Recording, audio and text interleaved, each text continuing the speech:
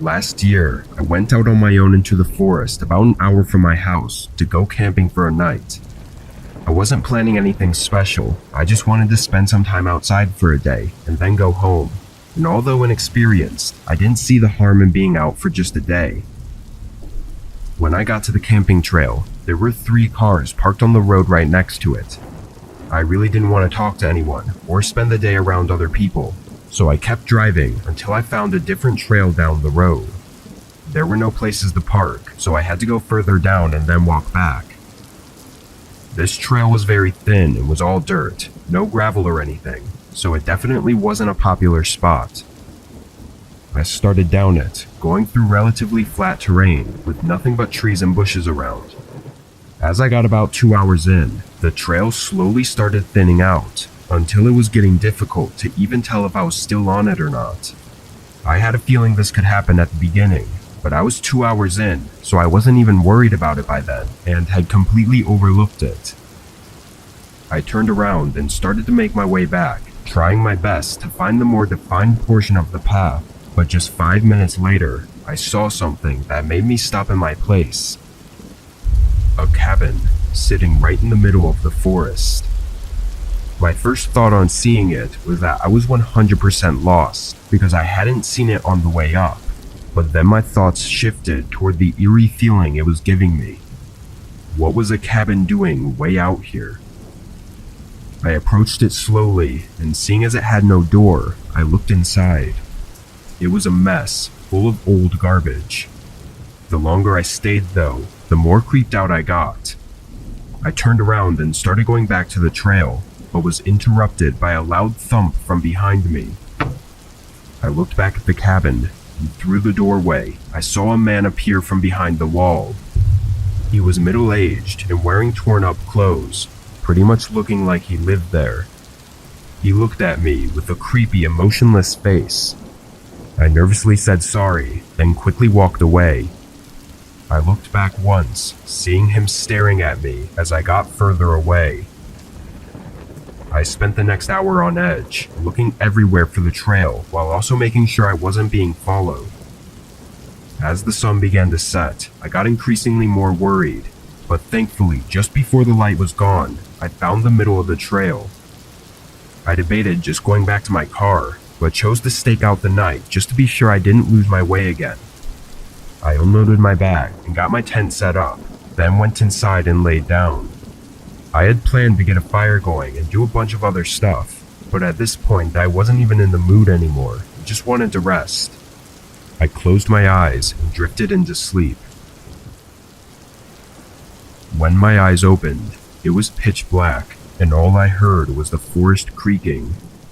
I tilted my head, and my eyes locked on the entrance to my tent. Staring back at me was the shadow-covered face of the man, with his head sticking through the half-opened entryway. I jumped back, and the man did the same. I heard his footsteps hurrying away as I got out and looked, only seeing the back of him running into the woods. With my heart still racing, I undid everything and shoved it into my bag, then carefully followed the trail all the way back to my car. I can't even begin to think of what that man was about to do while I was sleeping, but his eyes looking back at me through the dark was a horrifying sight that is yet to leave my head. I of course never went back, and have mostly refrained from talking about it, just because I know I won't ever get any answers.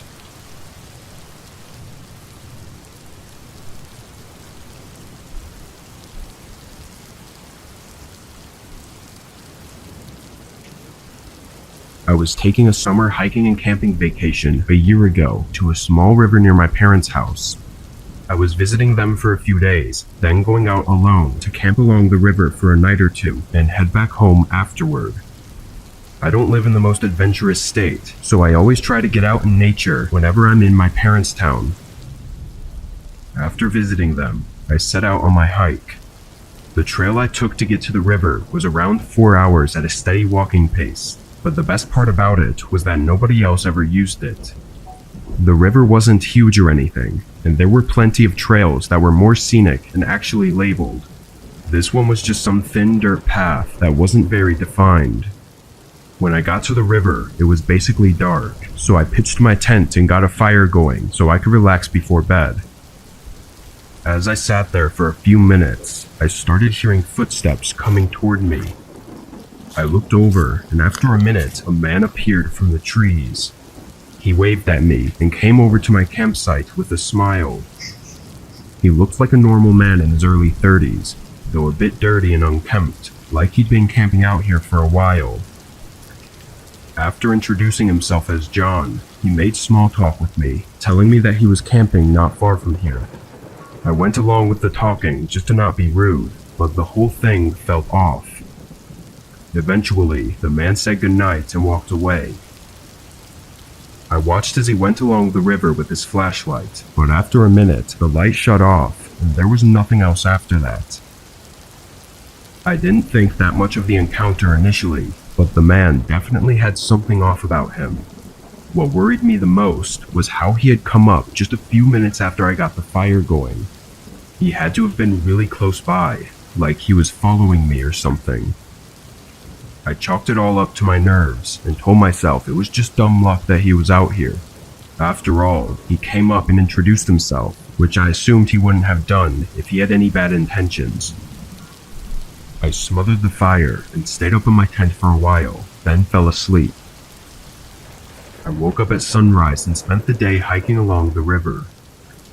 Strangely, I never saw any other campsites though. No signs of fire or tents being set up, not even in the direction I'd seen the man walk in. I figured he must have been further into the forest, but it only made me slightly more nervous. I got back to my tent just before dark and was surprised to see John sitting next to my unlit campfire. "Can I help you?" I said. He smiled and said he was waiting for me to come back because he had found something down the river. He got up and started walking, urging me to come with him and see for myself. I hesitated. "I'm gonna stay here, John. I'm just a bit tired." He turned around and looked at me with that same smile and asked me again to go with him. We looked each other in the eyes for a long couple seconds, and I knew for sure that something wasn't right. His smile began to fade, and he asked me one more time in a less friendly tone. I chose to not say anything, and after a moment, he turned around and started walking toward the river. As I watched him, I saw the outline of a small gun poking out of his shirt like he had shoved it in the back of his pants. While not uncommon to bring a firearm out in the forests, I'd never known any hiker or camper to have it uncomfortably in the back of their pants belt with their shirt on top of it. The only reason would be to have it concealed from other people's view, which as far as I know, shouldn't be the main concern when going deep into a forest. After seeing that, I started getting everything together and was walking back within the hour. Thankfully, I was able to stay on the path in the dark and made it back to my car after 4.5 hours of walking. The more I think about it now, the more terrifying that encounter was. I'm almost sure he had followed me to my campsite, but I don't know for how long or if he was stalking me the entire time I was there. Him trying to lure me out to the river was almost surely an attempt at something awful, and I think that if I hadn't left when I did, he probably would have come back later in the night, and I never would have been seen again.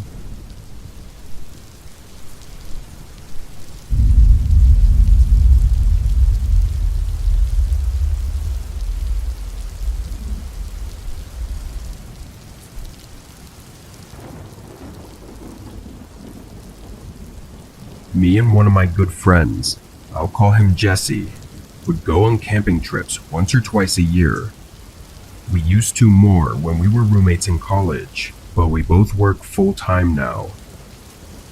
Jesse was the one who actually got me into camping, having done it his whole life. I hadn't even been camping once before I met him. This happened 2 years ago, on one of our yearly camping trips that we went on in the summer. To specify, we didn't go far out or anything. We basically went down a trail, maybe 2 hours out, then set up our tents and everything. The whole point of it was to camp. not to hike, and usually for around 4 to 5 days. When we got to a good spot, Jesse and I put everything together and relaxed. The next 3 days were just as you'd expect. We sat at the campfire and had some drinks and just talked. We went for some walks and played some board games as well, but to sum it all up, we really just relaxed. I mean, that was the whole point of it anyway. On the 4th day, we agreed to wrap it up and head back the next morning. As the sun was starting to set, we prepared to get the campfire going again. Jesse said he'd go for a short walk and collect some dry sticks, and he asked me to get the food out and prep it for cooking. I did as he said, but as the sun faded out, Jesse still wasn't back. It had been maybe 30 minutes, which wasn't a long time for a walk, but it was a long time to be collecting sticks. I figured he must have meant he was going for a walk just to walk, and not necessarily for the sticks. I waited another 30 minutes. The sun was now fully set, and it was getting really dark. I had turned on our heavy lamp for a light source, but I knew it would run out of batteries if I left it on too long. I was getting really worried about Jesse. He was the one who was experienced in everything, so it just didn't make sense for him to get lost like this. I figured it best to at least start the fire so that if he was lost, maybe he'd see the flame and find his way back. I took the lamp and collected a bundle of sticks and started the fire with some matches. By the 2-hour mark, I was really losing it. I didn't know what to do. I was trying to decide between looking for him or going back and calling for help, or just staying put. Every scenario was running through my head. What if he'd gotten hurt and wasn't far away? Then looking for him would make sense. But if he was far away, then me getting lost would only burden everything more. 2 hours and 30 minutes after I'd last seen Jesse, and 2 hours after nightfall, I heard a gunshot. It was far off, somewhat in the direction Jesse went in, but what really scared me about it was that neither of us had brought a gun. I stood up and paced around the campsite for a minute before grabbing the lamp and going out to try and find him. It didn't take long before I heard steady footsteps running toward me. My hand was trembling, holding up the lamp, but the light only reached a few feet ahead. I saw a figure getting closer, and I barely recognized them to be Jesse. His eyes were wide open, and he looked horrified. I'd never seen anyone's expression be that visibly scared before. He told me in a sharp, hushed voice that we needed to leave right now. We ran back to the camp and got our backpacks, but left the rest behind. I questioned him, but he refused to answer until we made it out of the woods. He said someone else was there and approached him on his walk. They held him at gunpoint, making him be quiet and follow them somewhere. Before they reached wherever it was they were taking him, Jesse tried for his escape, and that's when I found him running. That's all he told me, and ever has told me every time I ask. I can tell he's purposefully leaving out some important details, but he still refuses to share them. One he specifically leaves out is the gunshot. He never mentioned it. Personally, I know Jesse is a capable guy, and it wouldn't be far off to assume he tried to overpower the man holding him up. Maybe he got the gun away from him and did what he had to do to escape. It would explain Jesse's traumatized state and why the man didn't chase him. I don't know what happened back there, but ever since, Jesse hasn't wanted to go camping again. Honestly, neither do I, but I just wish I could know the truth about what went down that night.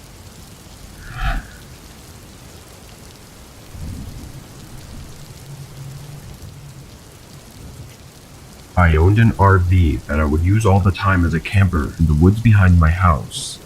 It was a piece of junk, but I would only drive it out a couple miles, then park it and hang out for a few days, so it didn't need to be anything special. Around 4 years ago, I took this RV out into the woods for a normal weekend of camping. I drove out on the dirt road about a mile, then pulled off into a small plot in between all of the trees and set up camp. I made a small fire and brought out chairs, then sat back and had some drinks. I'd take friends out with me a lot, but they weren't always able to spend several days away, so this was just some time I was spending with myself. As night started coming in, I put some more fuel in the fire pit. Just after the sun had fully gone down, I heard something moving around outside my camp. It didn't sound like any wildlife. It sounded more like a person walking somewhere out in the trees. I looked out in that direction, but didn't see anything. This went on for around 20 minutes, hearing what sounded like someone walking around my camp. I put out the fire and went inside the RV, locking it up for the night and checking out the windows over the next hour, but still never seeing anything.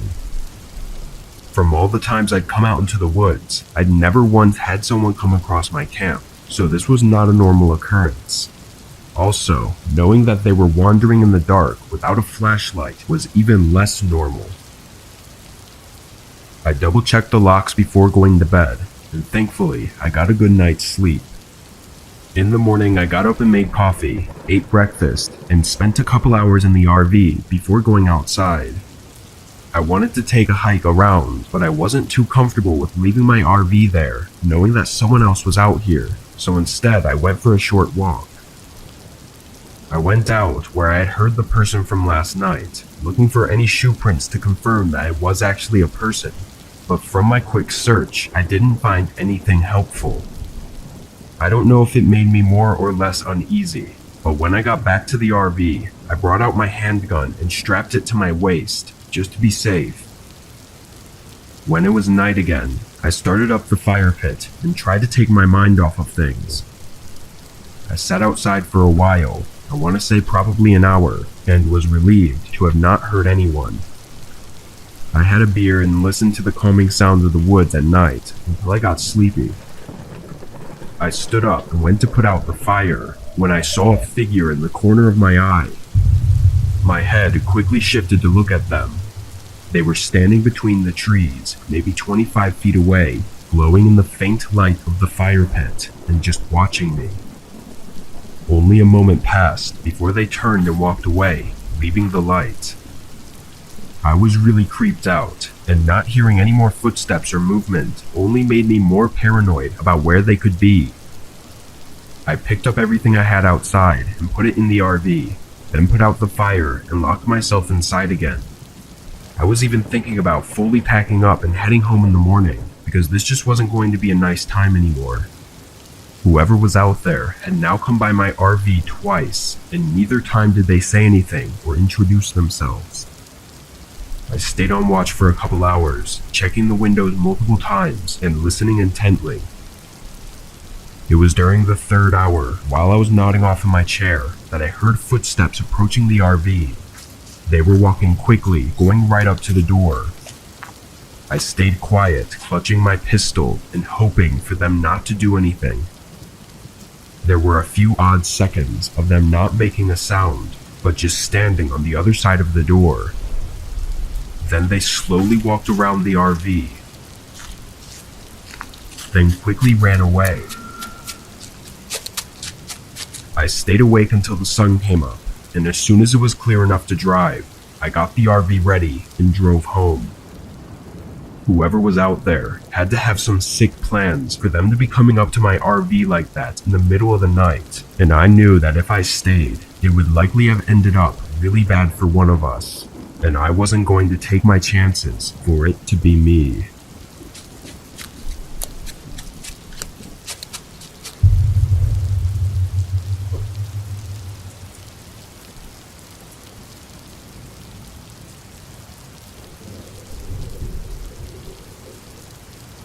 I was on a camping trail in the northern Appalachians, I believe 5 years ago now. It wasn't anything special, just some new trail I was going along. I'd done many trails on this mountain range before, and was confident in camping and hiking them. Based on my research beforehand, I planned to be on trail for 3 days, camping the 2 nights.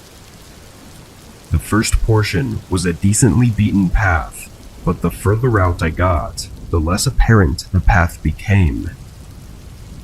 I continued still, until a few things caught my attention, and I started to wonder if I was even on the right path anymore. I checked my map and compass, as well as some directional notes I made on my phone when I was researching. After looking into it, I was 90% sure I was on a different path. However, the map showed no alternative paths on the route, so I was really unsure where I was.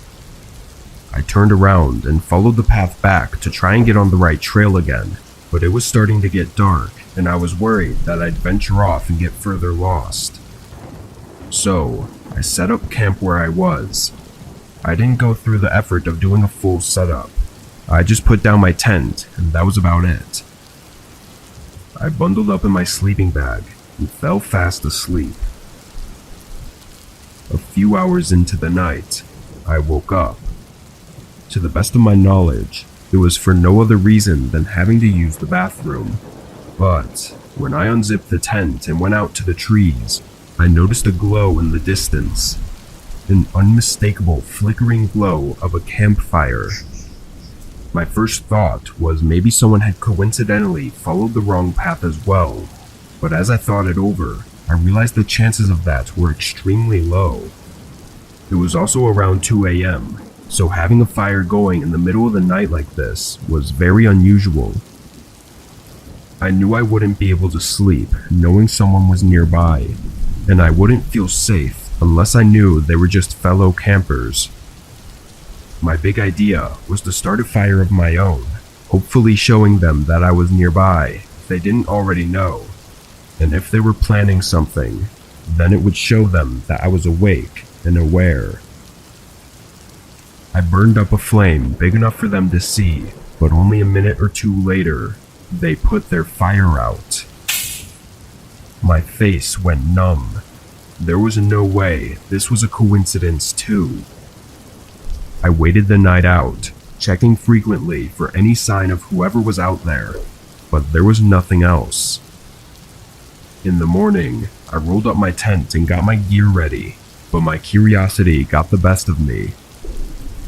If they were just campers, maybe they know the way back too. I had my handgun holstered to my chest just in case, and I approached the site. It was empty, but there were clear signs of a fire. There were also multiple shoe prints all around, and not far off, a small hut, or maybe a cabin, not something temporary. I approached with caution and looked inside the open door. The place was old and musty smelling, but inside, there was tons of camping gear. Tents, hiking sticks, bags, everything a camper or hiker would need. Expensive gear too, not just some cheap junk. The way it was piled up though, it didn't seem like it was from one person, or even from one time frame. Some of this stuff was new, and some of it was older. I turned away and started quickly going back. By some miracle, I happened to stumble by a boulder that I remembered passing on my way up, and from there, I found my way to the right path. I took it back to the way I came and got out ASAP. I notified the police just in case, but nothing came of it. I don't think they ever searched the area, but I think whoever was out there was stealing people's camping equipment by getting them to go off the main path. I don't know how they did it, or if anyone who fell victim was able to make it out, but I think I was extremely close to finding out firsthand.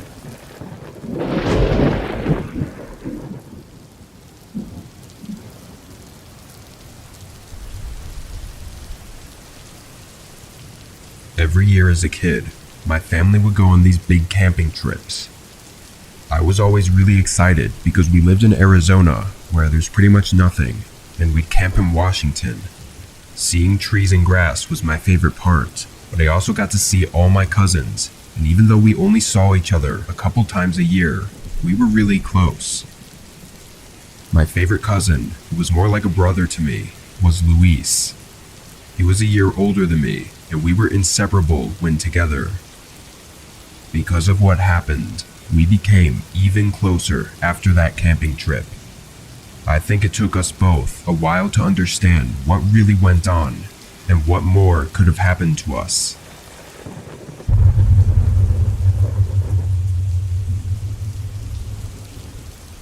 It started when we had been there for 2 days already. Most of our family was either in the lake or by the campfire talking. Luis didn't like to swim, so we decided to play in the woods instead. We played a version of tag called Bandit. We'd switch off being the cop and chase the other one, who was the bandit, until we'd catch them. We would play for hours, but in the woods, it's easy to just keep running and not know where you're going. We tried our best to stay within viewing distance, but when Luis started chasing me with a huge stick, I guess my adrenaline kicked into hyperspeed. I don't know how long I ran for, but eventually, I ended up at an old-looking trailer. Luis wasn't far behind, but I remember him throwing the stick down, his focus now on what we both assumed was an abandoned trailer. We discussed investigating it further, and I'm not really sure why, but we decided not to.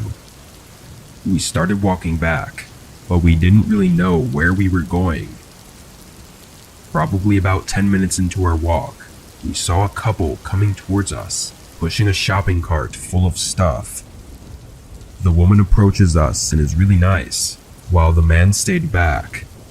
She asked if we were lost, who we were with, our names and ages, and I remember when we told her how old we were, she looked back at the guy and then to us again. She told us we don't have to be scared, and she'll help us find our way home after they drop off their stuff at their campsite. She said we could also make s'mores if we wanted. Luis and I were hesitant, but she seemed really nice, and it was still daytime, so for some reason that made everything way less suspicious. In my 7-year-old brain, bad people only do things at night, so we were fine. We walked with them for a while, following them back to their camp. While her and Luis were talking, I glanced over at the shopping cart. It was filled with a bunch of rusty metal things, and what looked like to be nothing new. Nothing was in bags. Everything just looked like trash they'd found somewhere. I started to get really uncomfortable, and I could tell Luis was too. Every time I'd look over at the guy, he was never smiling, and sometimes he'd be staring at me with a blank stare.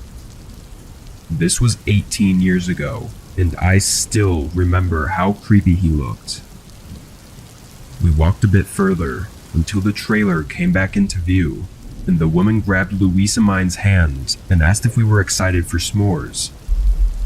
Suddenly, I heard Luis's name being called, and then mine. We all stopped for a second, and the lady squeezed my hand a bit tighter. She asked something to the guy along the lines of what they should do. He responded, but I don't remember what he said. The lady started to turn us toward the trailer while holding us tighter and tighter.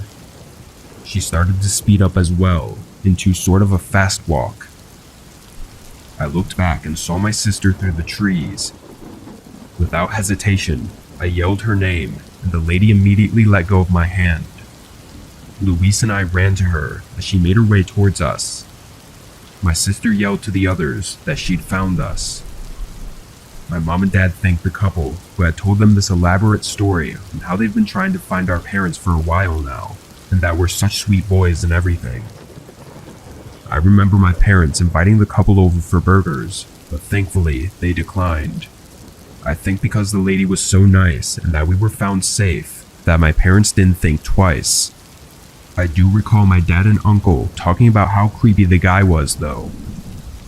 My cousin and I ended up telling my sister, who found us, that the couple was weird, but I don't think she understood what we meant. It wasn't until my cousin and I were old enough to understand that some people have really bad intentions. We talked about it again in depth, and we both came to the conclusion that by the looks of it, they were tight on money and were probably going to sell us or something.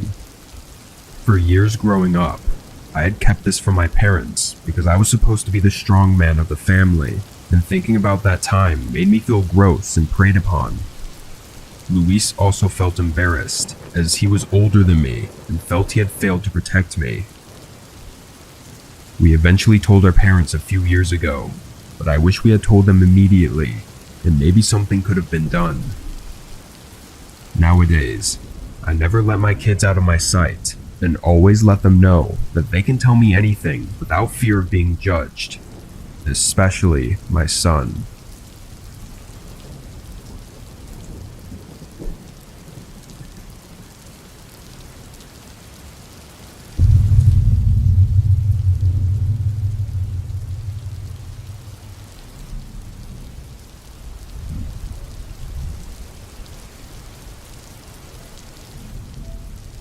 I went on a camping trip with my buddy from college.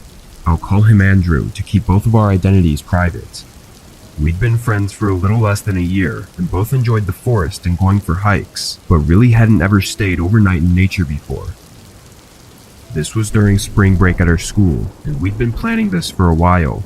We chose a trail we were familiar with and even got a basic idea of the area we would set up at, and come the day of, we headed out without thinking twice. We were happy seeing that nobody else was on the trail. In fact, we had chosen this trail for that very reason, knowing it was never a busy attraction. The trail took us about 6 miles into the forest before we got to the general area where we wanted to set up and pitched our tents, then had a small meal just before the sun was about to come down. Andrew and I collected some large stones and sticks to make a fire with and got it going just as it got dark.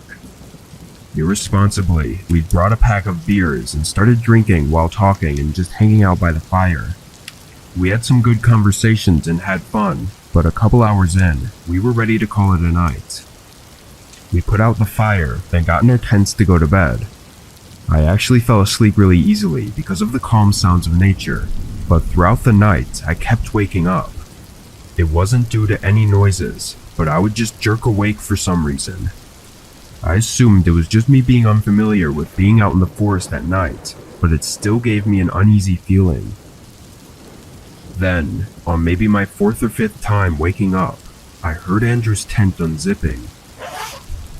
I thought he was probably going out to use the bathroom or something, but he only took a few steps until I heard him open up his backpack and start searching around. Another 30 or so seconds went by with no other noises. It was like he was just standing right outside of his tent. I sat up and eventually unzipped my tent and looked out. As soon as the sound of my zipper began, I heard Andrew's footsteps rush away from the front of my tent, and by the time I stuck my head out, Andrew was ducked down and quickly shoved something back into his backpack, then turned and looked at me with a concerned face. "Is everything okay?" He looked at me for a moment, then nodded his head. Something about this immediately felt off. I climbed out of my tent and stood up, asking what he was doing out here. He responded by saying he was having trouble sleeping and just came out for some fresh air, but while he was talking, I looked down at his backpack. Sticking out of the top was the back end of a handgun. I felt my face turn white as I looked back at Andrew and tried my best to hide my reaction, but he already knew what I saw. We stared at each other for a strange few seconds before he turned and went back inside his tent, not saying another word. I'd never seen him act like that before, and his face gave away that he was guilty of something. It was already strange that he never told me he was bringing a gun, but the way he was acting just made it even more unsettling. I stayed up for the rest of the night, sitting on the ground outside the tents and waiting for the sun to come up. When it did, I packed everything up and left. After that day, Andrew never contacted me, which I guess proves that something was going on that night. I don't know for sure what would have happened, or why it would have happened, but I know that I was lucky to get out of there before finding out.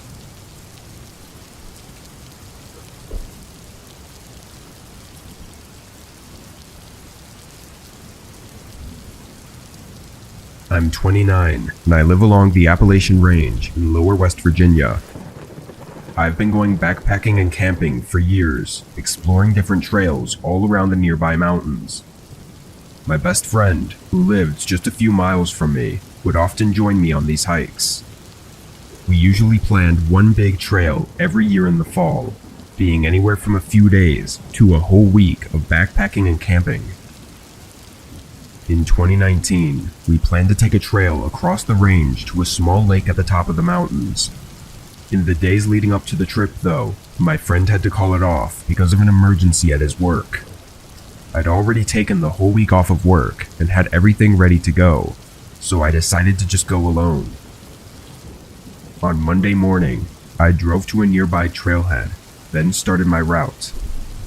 This wasn't a regular recreational trail like you typically see on a 4-hour hike. These backpacking trails didn't have defined paths, so you have to use maps, compasses, and landmarks to navigate where you're going.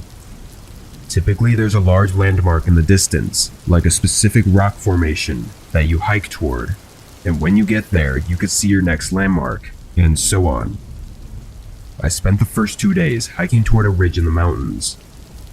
When it got dark on the second day, I set up camp several hours from reaching the ridge. I pitched the tent and got a fire going, then heated up some of the food I brought in my bag. The sun had already set, and it was around 8 o'clock when I laid in my tent to rest and read. I left the fire going, planning to put it out before actually sleeping. 20 minutes into reading, and through the fire crackling outside, I heard the strong sound of a stick snapping right behind my tent. I jolted up. My first thought was a black bear, possibly having smelled the food I cooked earlier. I didn't hear anything else though. I crawled out of the tent and shined a flashlight into the tree line behind my tent. Nothing. I called out aggressively to scare away any predators, but again, there were no sounds of anything running away. It was really strange because the stick snapping was very distinct, definitely being from something stepping on it. I stayed outside the tent for a while, looking around constantly before putting out the fire and going inside. I found it really hard to sleep that night because I was so focused on listening for more sounds. In the morning, I was almost surprised to have even slept through the night. I packed my tent and everything else at the campsite, then continued along until I reached the ridge. From there, it was a straight shot to the lake. I was moving fast, trying to get there before dark so I wouldn't have to move my campsite again the next day. I arrived with about an hour to spare before sunset. The lake was beautiful, very much worth the hike. I walked around it, enjoying the scenery, then pitched the tent and set up my camp on the tree line beside the lake. As I sat by the fire, I kept turning around, hearing soft noises somewhere between the trees behind me. I figured I was just being paranoid, but it was really creepy.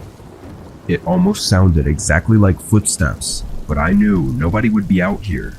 I would have seen their tent when I walked around the lake. It was too dark at this point to see anything further than a few feet, so looking around wasn't an option anymore. An hour later, I got in my tent and laid down. Every few minutes, I would hear footsteps again. They were barely too quiet for me to tell for sure what they were though. Eventually, I got so tired that I fell asleep. And what I think was only an hour after I fell asleep, I woke up to the sound of someone running away from my tent. I jolted up and grabbed my flashlight, rushing out of the tent and looking in the direction of the footsteps. I saw the bare back of them running away in the distance. My heart was beating rapidly. I looked down and saw footprints all around my tent, like they had been walking around me and searching the campsite. I tried to get the campfire going again as fast as I could so I could see better, I was terrified. I had nowhere to go and nobody to help me. I sat at the fire all night, keeping my head on a swivel, but I never saw or heard anything else. In the morning, I snapped a few pictures of the lake, then started the hike back. I had planned to stay for a whole day. I wasn't comfortable anymore, feeling like I was being followed. I was able to make it back without any more trouble, thankfully. But along my journey, I began noticing several things missing from my backpack. Small things like food, a few tools, etc. But I always had my bag with me. Even today, I wonder if whoever had been outside my tent that one night had actually snuck inside and stole from my bag while I was asleep. Even the thought of it makes my whole body shiver.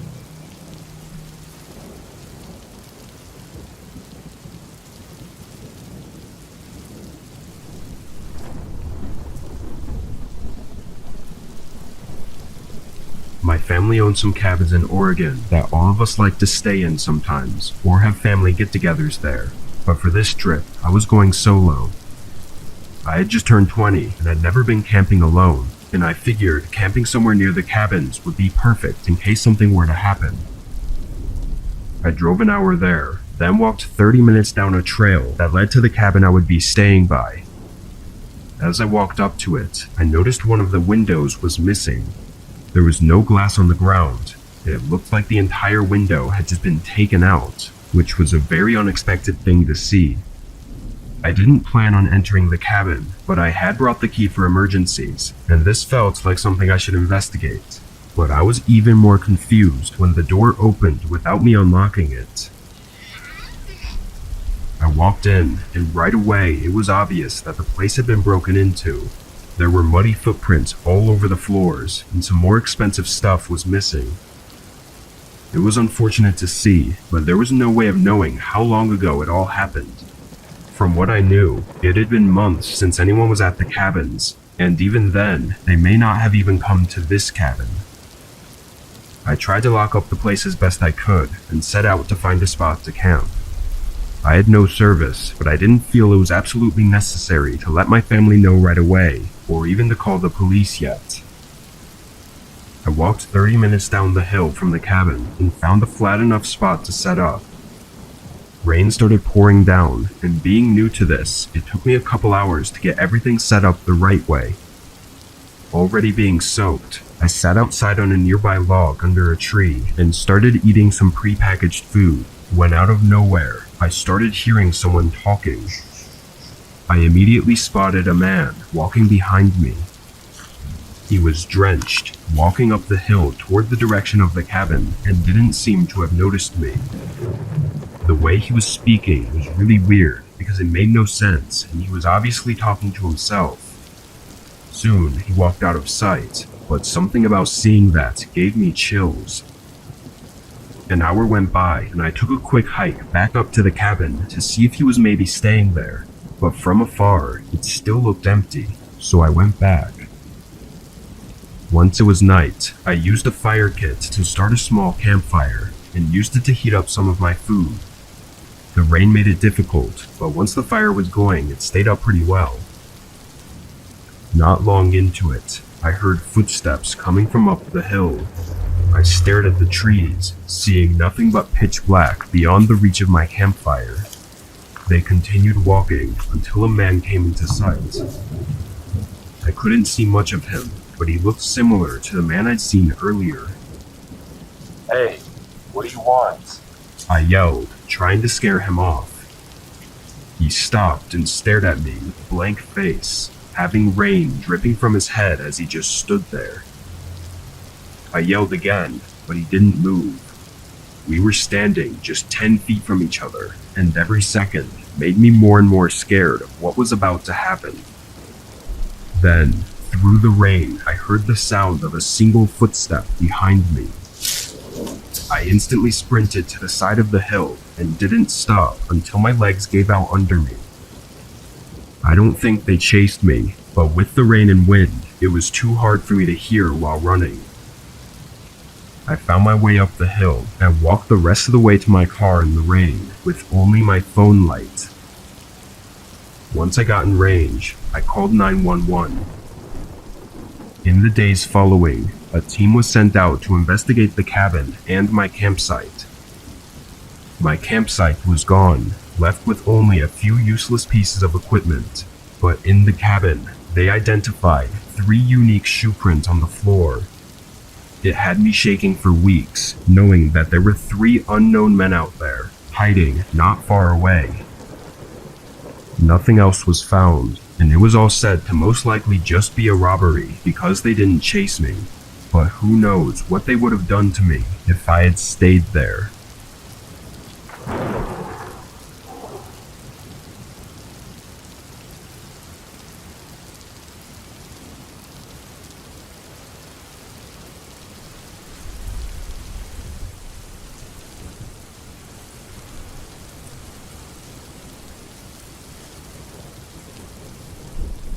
I do a lot of small camping adventures throughout the year.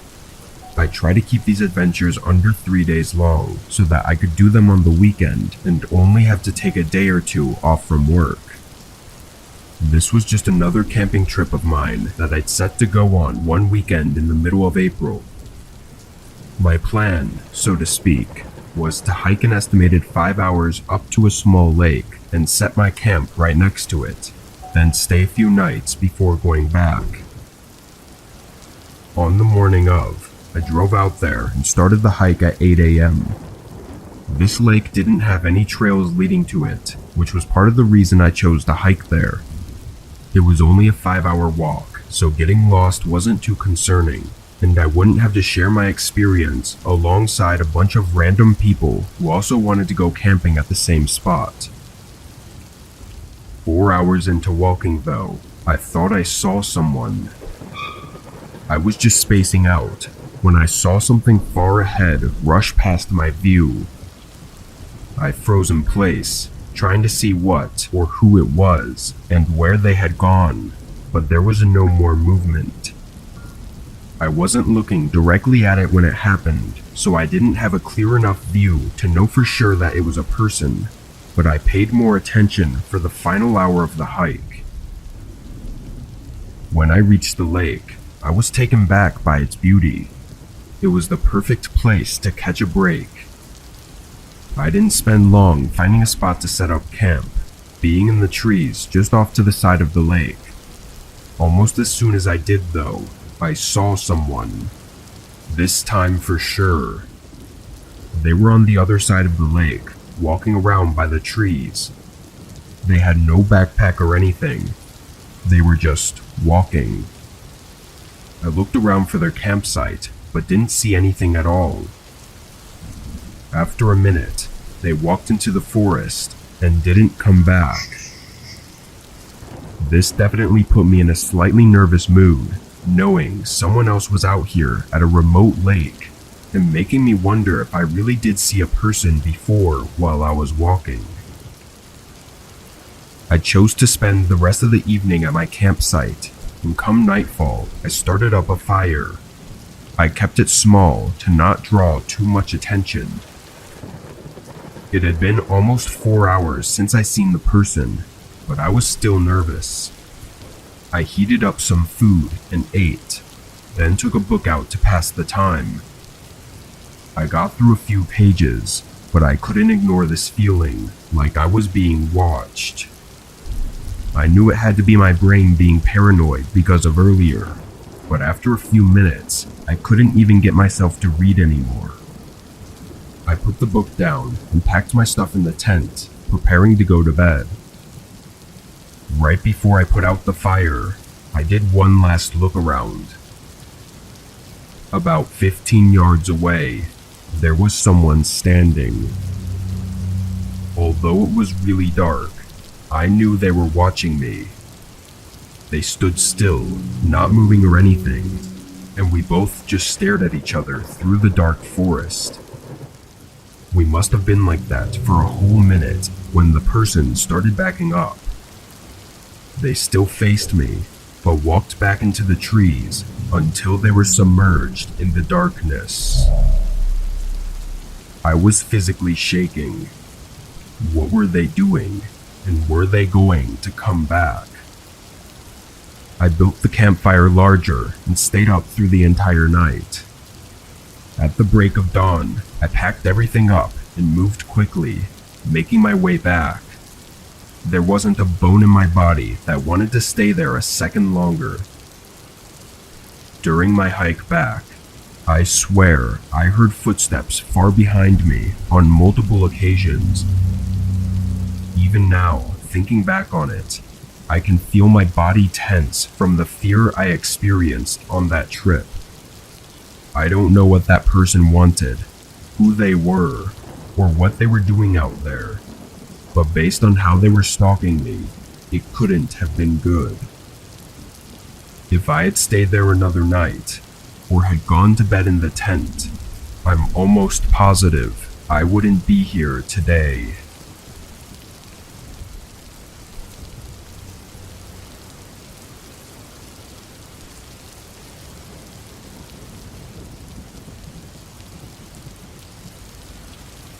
Last year was the first time I'd ever had something happen on my camping trip.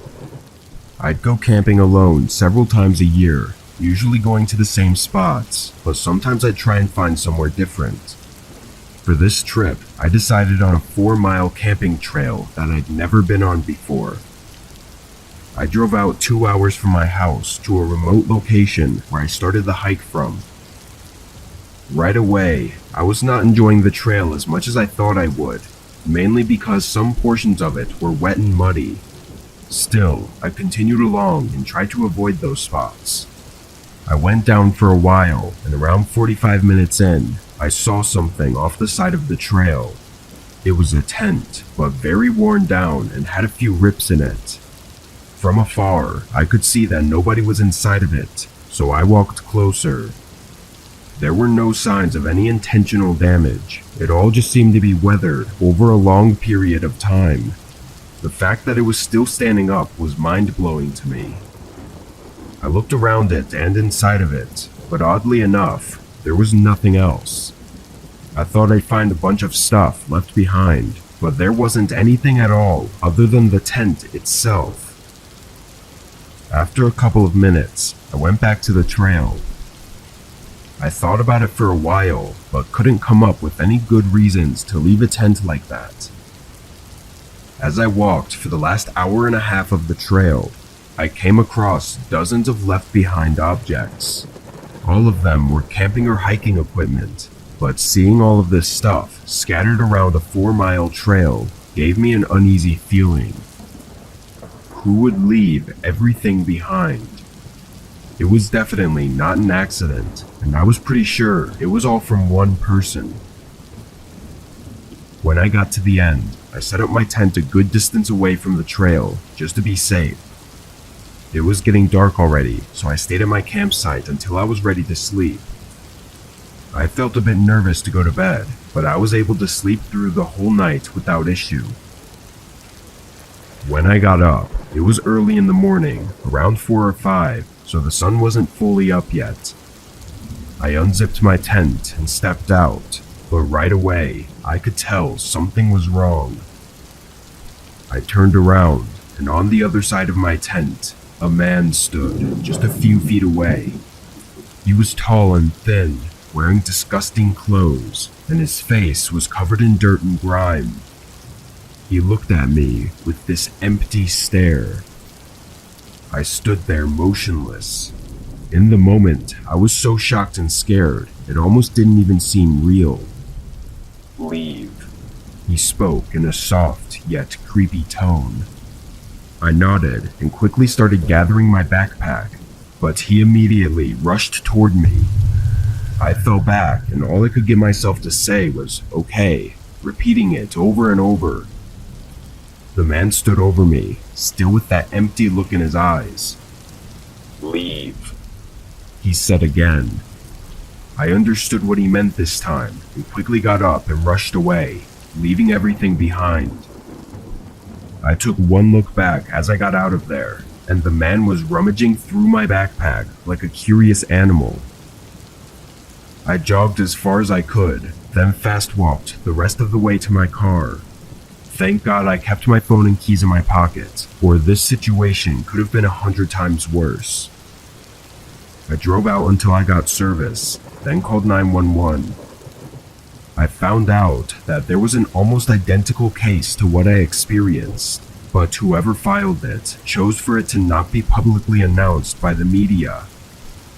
This was likely the person whose tent and belongings I found on the trail. After a week of talking to the police and going over everything, they were able to organize a small search party of officers. They went down the trail and came back with no sightings or evidence of the man, but they found most of my stuff nearby my campsite, tossed around like trash. After that, the case went stale, just like the previous person's. The thing I always come back to is how the man didn't keep anything. He just scattered it all around the forest with no intent of using any of it.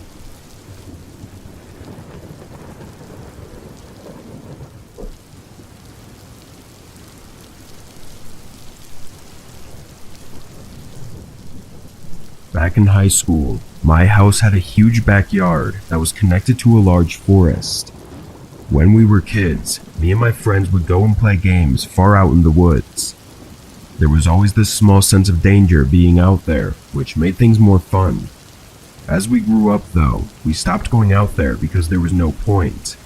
But then one day, me and my buddy Tyler were hanging out on the couch when he brought up this idea of going out into the woods late at night. Over the next few minutes, our idea evolved from just a simple walk in the woods to full-on camping overnight. Tyler said his parents had a tent we could borrow, so we walked down the street and picked it up from his garage. Now's a good time to mention that neither of us had ever been camping before, so we had no idea what we were doing. Honestly, I don't think either of us thought anything of it though, because we would only be out there for a single night. After packing a bag with a bunch of snacks, water bottles, and a portable phone charger, we set foot in the woods. We found out within the first couple minutes that the flashlight Tyler brought was really shitty, barely lighting up more than a few feet ahead. It was enough to keep us from walking into trees and bushes, but we couldn't see much else. During the first 15 minutes of walking, we talked about how excited we were and how creepy it was going to be. But then we walked for another 15 minutes without really talking. I think we were both mesmerized and a little bit spooked by the eerie silence. A couple times, I thought I heard something walking nearby, but the flashlight would never reach far enough to see anything. After our 30 minutes of walking, we found a place to set up. It was an open section of grass with trees around it. Tyler wedged the flashlight on top of a bush so that it lit up the area, and then we started setting up the tent. He said it was an easy assembled tent, but there was nothing easy about it. We probably spent an hour to get the tent to stand up without falling in on itself. It also didn't help that every time we'd hear something, we'd have to grab the flashlight out of the bush and shine it around, then set it back up and start over on the tent. I don't know about Tyler, but at this point, I was regretting coming out there. When we did eventually get the tent up though, it was a lot less stressful. We sat inside and listened to the sounds of the woods. It would be completely silent sometimes. Then a minute later, there would be birds chirping or some other animal making noises. It was a really cool experience, until we both heard a more familiar sound. We stayed in the tent, listening as these footsteps made their way around the trees. They didn't sound like they were getting closer, but more like they were passing by. One thing we were both sure of was that they were human footsteps, not any other animal. After a minute they were gone, but me and Tyler stayed quiet, staring at the inside of the tent as we listened carefully. Around 10 minutes later, once we were sure whoever that was long gone, we left the tent and sat outside instead. We both felt a little too vulnerable, sitting inside there without being able to see what was going on around us. As we sat and talked for a while, that same sound started coming up in the distance. This time, it was getting closer. It eventually got so close that we were worried they were coming directly at us. Tyler shined the flashlight in the direction of the footsteps, but the sound continued. They walked toward us slowly, and just when we thought the person would come into view of the flashlight, they stopped. They sounded so close, enough for us to hear them breathing, but just barely outside of the light. Both Tyler and I were frozen, staring at the darkness beyond the flashlight. Then we heard them take one step back, and then they began walking away. A minute later, the footsteps had disappeared, and the entire woods was silent again. We undid the tent as fast as possible and immediately left. We were so shaken up, we didn't even follow the right way home and somehow ended up on a neighboring street. We walked down to my house and stayed up the entire night in my room talking about what happened, or what could have happened. We never stepped foot inside those woods again, and even today, I stay far away from anywhere isolated. Whoever that person was, out there alone in the woods at night, had to be up to something awful, and I think we were really close to finding out.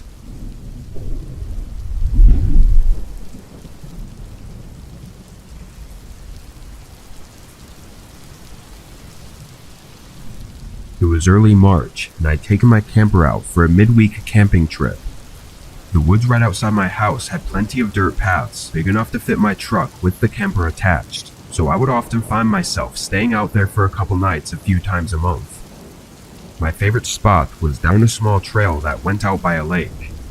The lake itself was huge, but the spot I always went to was secluded and far too random for most people to go to. When I got out there in the morning, I detached the camper from my truck and got my bag together for a hike. There weren't any trails out here from what I knew, but hiking along the lake was still a nice walk and assured me that I wouldn't get lost. Only a few minutes walk from my camper though, I came across something really strange. It was a trailer wedged between a couple of trees, looking rugged and old, almost like it had been out here for years. But I had been this way before, and it definitely wasn't here last time, so someone had to have moved it recently. I stayed for a little bit, keeping my distance but trying to see if there was any sign of someone living there. In all honesty, taking just one look at it gave me the feeling that this was purposefully hidden, maybe to cover something up. From what I could see, it had no signs of being lived in recently, which only made my suspicions grow. Why would someone go through the effort to move a beat-up trailer through the woods into such a secluded area? My gut was telling me to leave, but something about it pulled me in enough to get me to knock on the door to the trailer. Nobody answered, and there was no movement from inside. I knocked one more time. With no more sounds, I left it and walked back to my camper. The trailer was on my mind for the next several hours while I sat outside and got my campfire going. Once the sun set and the stars came out, though, I was back to enjoying my night. I was sitting on a small chair and looking up, just taking in the peacefulness, when the unmistakable sound of footsteps crunched the leaves from somewhere out in the woods behind me. I turned and saw a light, steadily going between the trees as whoever was out there walked through the woods.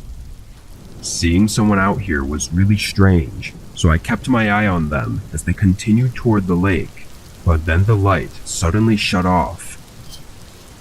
I stared off into the darkness for a while, looking for any movement, but couldn't see anything.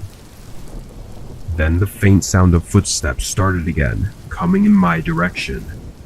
They were subtle, clearly trying to be as quiet as possible.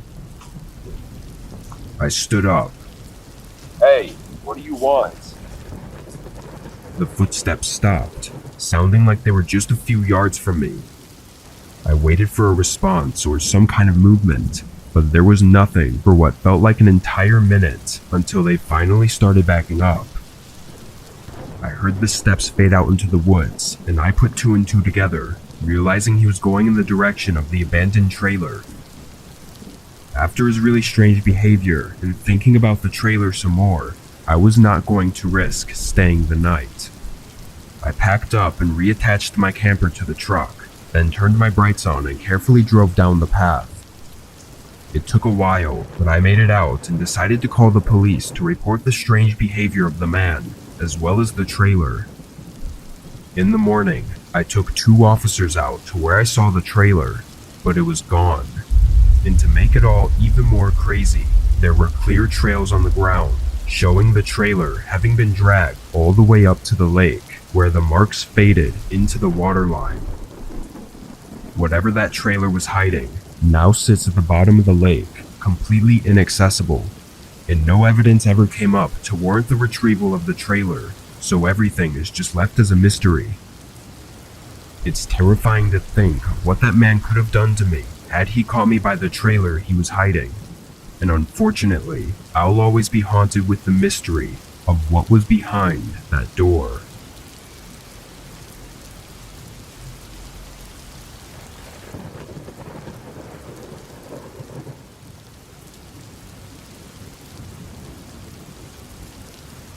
I'm 28 and live in Illinois. If you've ever been here, you know this state is completely flat and doesn't have much to do in terms of hiking or camping, at least not with scenic views.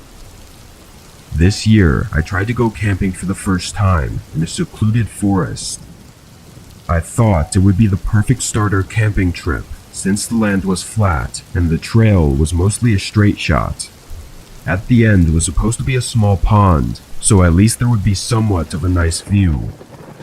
The hiking part was short, being just under an hour, but the pond at the end was very underwhelming to say the least.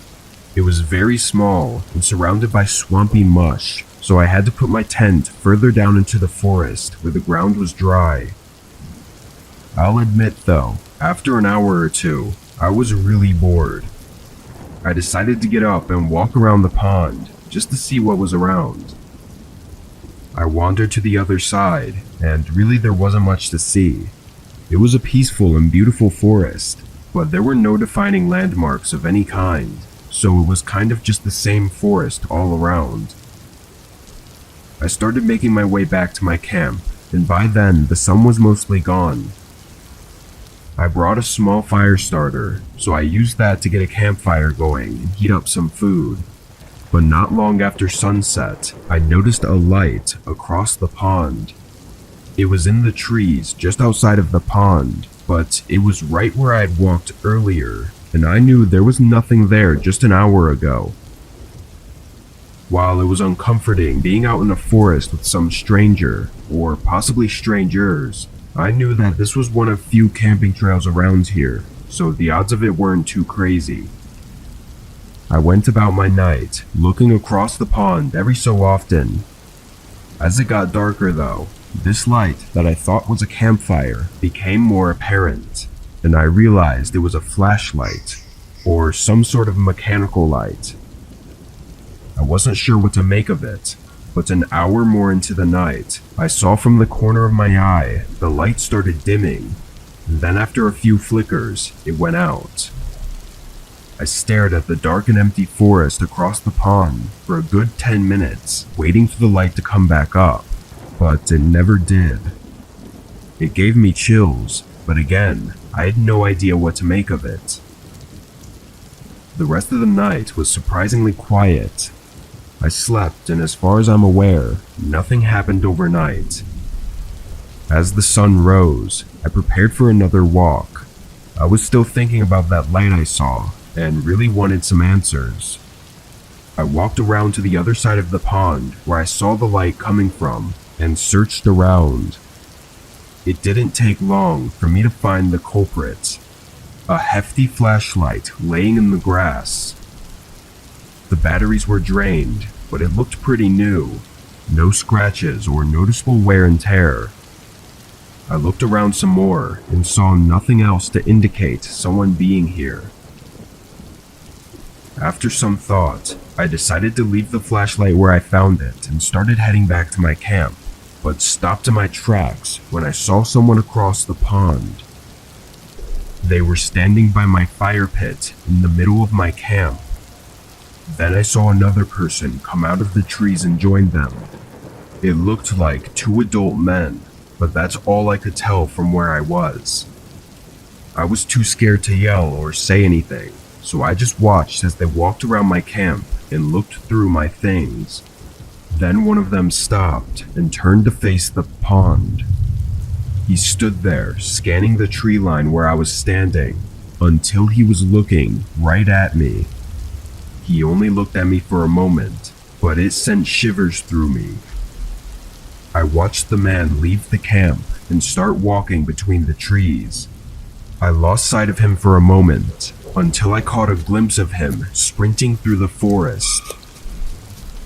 I ran further into the forest, away from the pond. I knew the chances of them finding me were near zero, but I was too scared to think straight. I ran for probably 15 minutes before I stopped and turned in the general direction of my car. Luckily, I made it safely, but I lost everything I had. To put it shortly, nothing happened afterwards. I filed a report with the police, but it all turned to nothing. I think about that flashlight a lot though. Was it those men's, or was it someone else's? I hope the flashlight was just a ploy they used to get me away from the camp, but if it was, then why would they come after me? I keep trying to convince myself that it was just a robbery and they had no other intentions, but in my gut, I know that I likely came close to never making it out of that forest.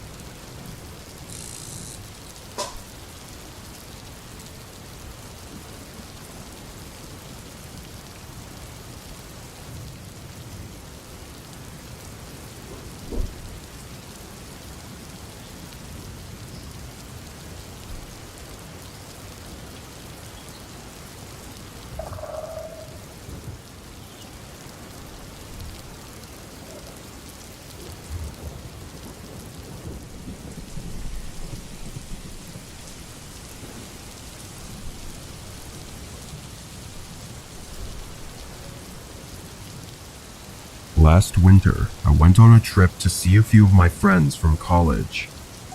The drive was 18 hours, so I did it in two 9-ish hour sections, staying at an Airbnb on the way there. It was the same thing on the way back, but I'd booked a different Airbnb just for fun, I guess.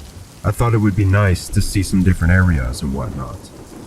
Anyway, a bit of heavy snow caused some delays, and I didn't get to the town until 9 p.m. It was a very small area, which I was already aware of because there were pretty much no big towns or cities at the halfway point of the 18-hour drive. The last Airbnb was in a small town as well, but this one was noticeably much smaller. A few stores bordered the road, but all the houses were either on farms or just really far apart. When I got to my Airbnb, it was no different, being pretty far from other houses.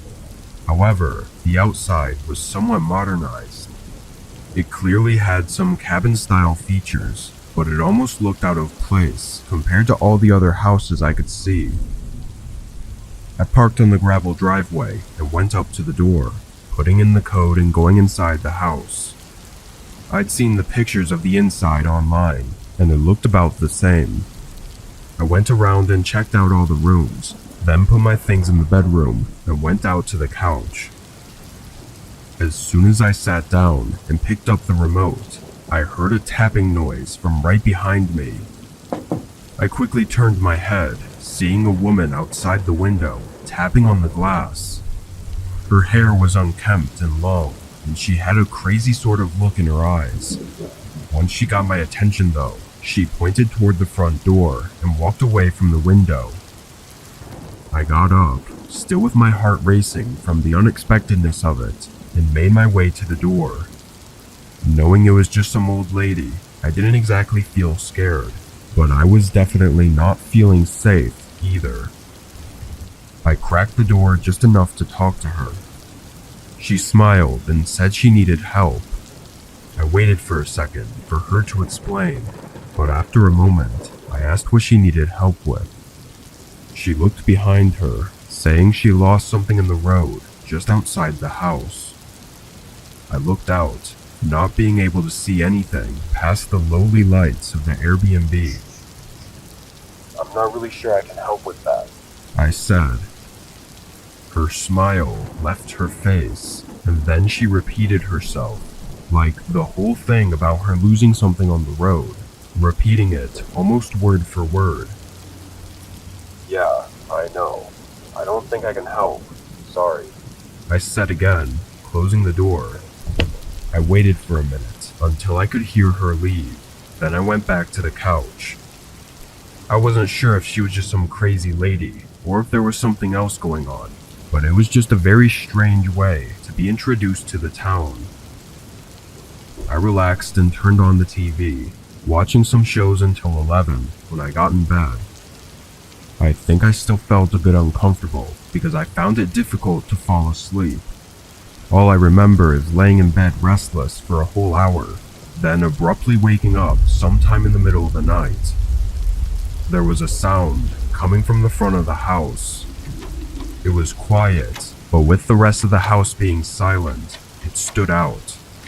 My mind immediately went to the lady from earlier as I got up from the bed and nervously walked down the hallway and looked at where I was hearing it from. The front door. I rushed over to stop them, but the door opened just as I got my body against it. I pressed all my weight into the door, as whoever was on the other side seemed to do the same. I'm a pretty big guy, so whoever it was out there had to be big too, because for a moment, it felt like they might actually overpower me and get the door open, but they gave up after a few seconds of pushing and sprinted down the driveway. I locked the door and ran to the window, trying to get a view of who they were, but they were already past the light. I thought through my options for a second, then ran to grab my things from the bedroom and went out to my car, driving away. I didn't want to be at that house any longer, and I knew police in a small town like that wouldn't be all that helpful. I don't know who was behind that door, but I'm sure they had to have been with the woman from earlier that night. If I had went out to help her, or if I had woken up even a second later, I don't think I would have been seen again after that night.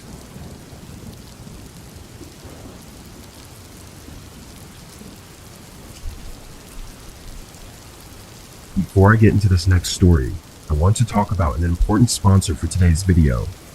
Aura is an advanced online digital security service, allowing you to scan and remove your personal data from various online sources, including scam centers, the dark web, and data brokers.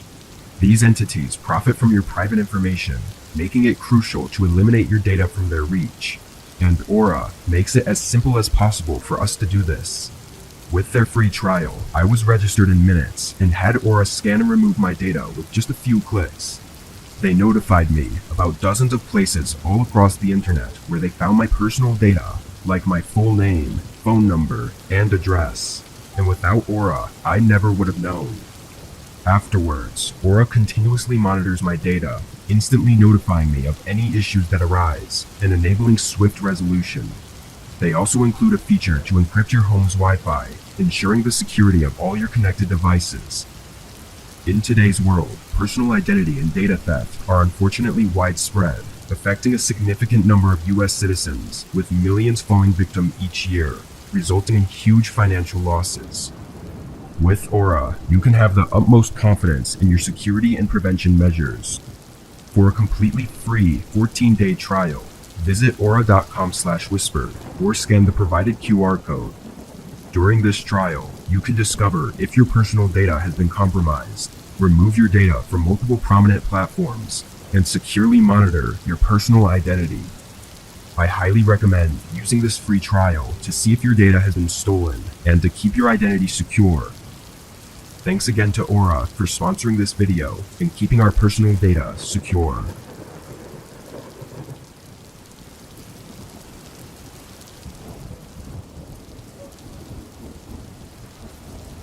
Way back in 2013, I was 22 years old and wanted to sell an old computer I had.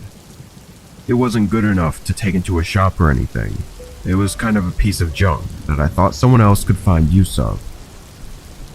At the time, Craigslist was the only place I really knew of that you could post and sell things on. And honestly, I'd never heard any bad things happen from it. It seemed like an easy access site that people nearby could get discounts from. I trusted the area I lived in as well, so I really had no second thoughts when I listed the PC on the site. It only took a day before I received an email from someone willing to pay me that listed price, assuming it worked as I said it did. I assured him he could test it out when he picked it up, and we set to do the exchange the following morning. He said his name was Cameron, and that he'd send me an email when he was on his way over. On the next day, I got up early and waited until 11 a.m. when he was supposed to show up. I was expecting his email to say he was coming, but he never sent anything. At 11:15, with still no email or signs of him coming, I decided to just open up the blinds and watch TV while keeping an eye outside in case he did show up. There was nothing until about 11:45. From the corner of my eye, I saw a car slowly coming down the road and up to the front of my house. They stopped right on the curb, keeping the car running. Thinking it was them, I paused the TV and waited, but several minutes passed and the car didn't move or turn off. Then they suddenly just turned back onto the road and drove away. I got up and went to the window, looking at the road and just really not understanding what that was. I didn't know if it was Cameron or just some random person that coincidentally stopped there for some reason. I closed the blinds and sent an email to Cameron asking if he was coming, but there was never any response. After an hour, I was done waiting and just went on with my day, forgetting about the whole thing. I had lunch and eventually dinner, then got in bed early around 9 p.m. because I had to work the next day. I fell asleep quickly, but woke up sometime after. I looked at the clock. It was only 11. It had barely been 2 hours. I closed my eyes again and tried to get back to sleep, but a very faint thump forced my eyes open again. I stayed laying there quietly, waiting to hear another so I could figure out what it was. Only a moment later, it came again. It was from somewhere downstairs, but it wasn't something I'd heard before. I had no idea what it could be. Worried there may be a problem with the house, I got up and went into the hallway, then over to the stairs, hearing it several more times as I made my way downstairs. It also started to get louder, being much more than just a quiet thump.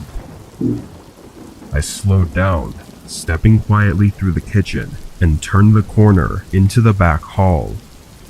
As I stared down the dim hallway, another thud rang through the house from directly at the end. When my eyes adjusted, I could see the faint outline of a figure moving outside the window.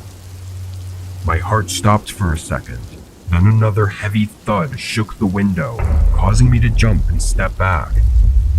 The figure stood still and faced the window. Then the shadow slowly became more clear as they leaned their face close, pressing against the glass as I saw their eyes lock on me. That moment of horror felt to have lasted for minutes, but I know it was only a second or two before they quickly backed up and sprinted away. I ran and called the police, but they had obviously gotten away by then. Despite it seeming like an easy case of it being the man from Craigslist, Cameron, it wasn't so simple. There really was no evidence of it being him, other than it happening on the same day I was supposed to meet him. I don't know what they wanted either, but the bolt holding the window down had divots on the outside, as if they were trying to break it out of the window seal. I never found out anything else, but I also never took to using Craigslist again.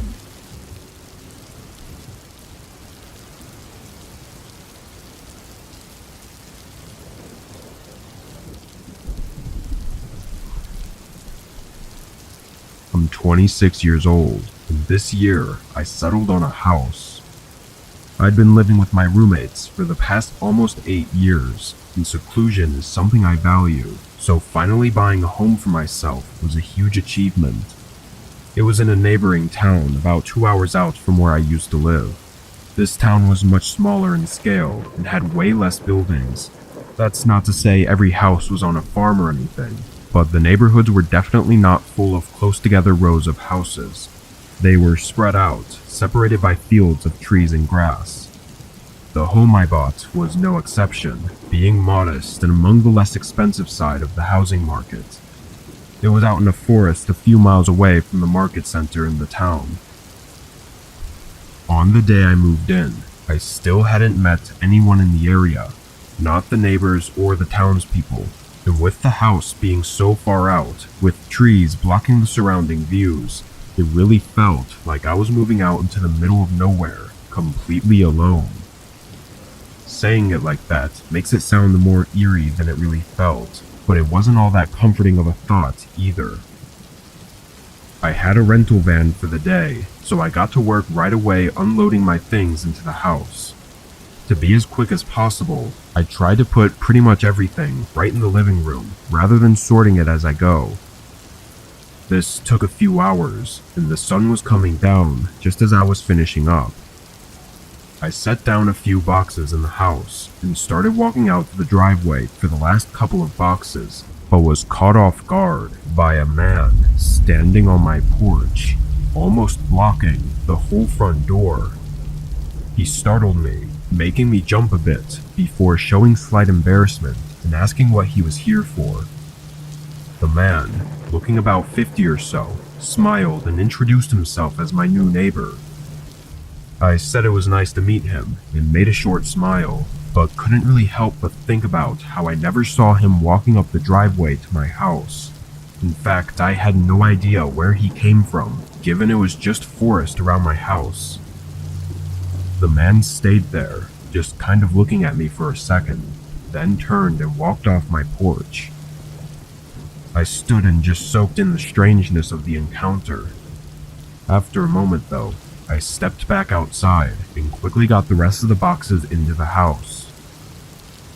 I checked out the windows to make sure the man was gone, and I didn't see him anywhere, so after a minute I went out and got in the van, driving it down the long dirt driveway.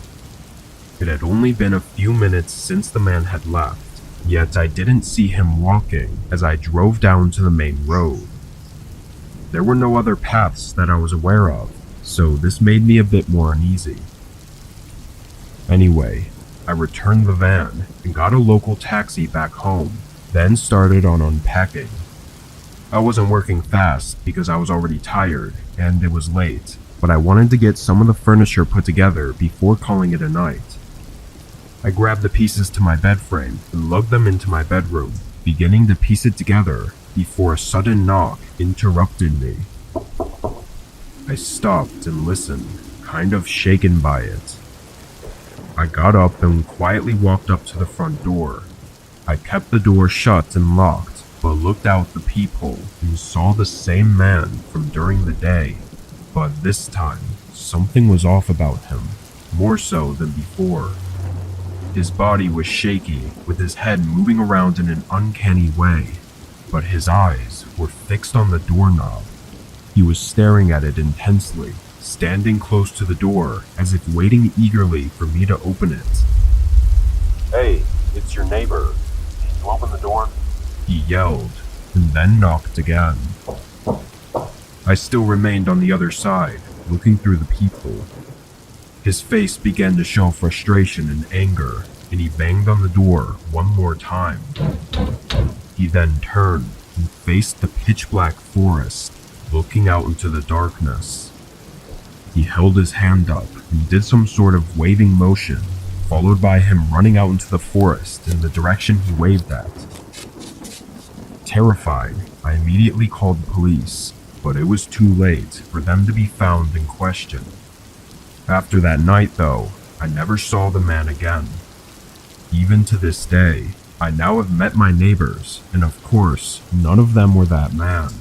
And nobody in town seems to recognize him from my descriptions.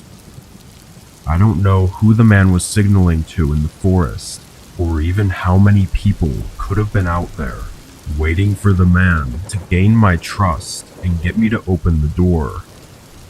What would have happened afterwards, I believe, is best left unthought of.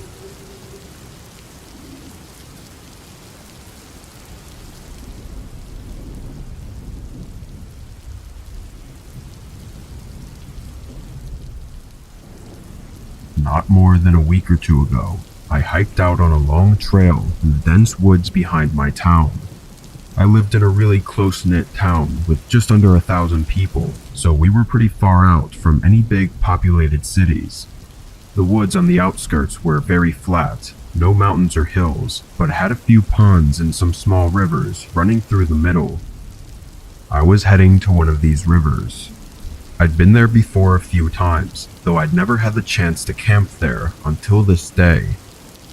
As I could recall from the previous times, I knew it was about a 3-hour walk, almost perfectly north. As I walked between the trees, it was very quiet, aside from birds and other animals rustling the leaves around me. There were no people or hikers, and I didn't plan to see anyone because this was not even a trail, it was just open woods. But as I was just 45 minutes out from the river, I ran into someone. We were both walking toward each other, and it seemed like neither of us had noticed the other until we were just a few feet away, separated by only a couple trees. I know I had a confused and almost nervous look, finding it really unusual to run into someone off trail in the middle of these woods, but the man had the same look. I was about to break the silence and say hello, but after a second, his face shifted into a slight nervous smile and he turned to walk off to the side. I followed his lead and kept on walking as well, but I looked back once I got a little further away and saw the man was no longer walking, but almost running away. Not saying a word when running into each other gave me a somewhat unsettled feeling, but seeing him run off like that only made it even stranger. It was like the man did not want to be seen, or he didn't care about the almost impossible chance that we had run into each other. Whatever the case, I kept minding my own business and made my way to the river. This was no campsite or anything, so I just plopped my bag and tent down on the flattest area I could find. Then I got a fire going, since the sun was just about to set. I tossed in a bunch of random sticks and twigs that were around and made sure it would burn for a couple hours at least. I was hoping to stay up and wait until the stars came out so I could do some stargazing. Away from town, I can often get a good view of the Milky Way, which is a sight I never want to miss out on. Hours passed while I was sitting and waiting, until a distinct sound came through the quiet woods behind me.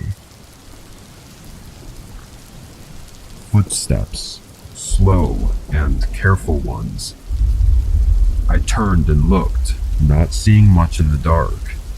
As I gazed around, though, the footsteps stopped, telling me that while I may not see them, they can see me. I reached down for my bag and picked up a heavy-duty flashlight, shining it at the trees. I could see decently far now, but as I moved it back and forth, I didn't see anyone. I felt my heart rate increasing a bit as the unsettling feeling came over me again. Anyone out there? I tried again. Hello? Not even the sound of another footstep. After a moment of contemplation, I started to walk toward where I'd heard the sound from. I thought maybe there was a chance I was mistaken, but I needed to be sure. I carefully stepped through the woods, keeping the flashlight steadily pointing ahead, until I got to where I thought the sound was from. I moved the light to my left, looking behind each tree, until the light suddenly revealed a large man. It was the one I'd run into only a few hours ago. He was no more than 20 feet away, but even with the light on him, he stood still. In an act of quick thinking, I tried to not react and continued to move my flashlight across the woods, hoping he would think that I somehow didn't see him. Then I began walking back to the tent, trying to act as unbothered as possible. I picked up my bag and looked around once more, before quickly leaving my tent and campfire behind and walking into the woods along the riverside. Once I felt I'd made enough distance, I sprinted as far as I could until I was without a doubt away from that man. I found a spot to rest at and sat there awake until sunrise. I don't think I was followed, as I was able to make it out without ever hearing or seeing that man again. I'm not sure why he was out there, or why he had shown up and hid by my campsite, but I never went back to retrieve my tent, in fear that I might find out.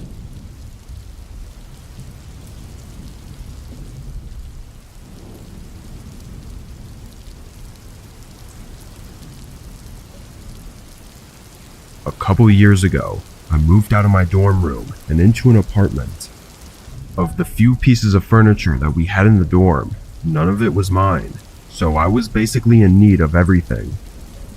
I had more money than I did before and was planning to save for a few more months before making a bunch of purchases on things for the apartment, but there were still a few things that I did need right away. One of these was a bed frame, but they were all really expensive, and after buying a new mattress, I was really not trying to drop a whole stack of cash on a frame. I pulled up a few used furniture sites, but landed on Craigslist as it had the most postings.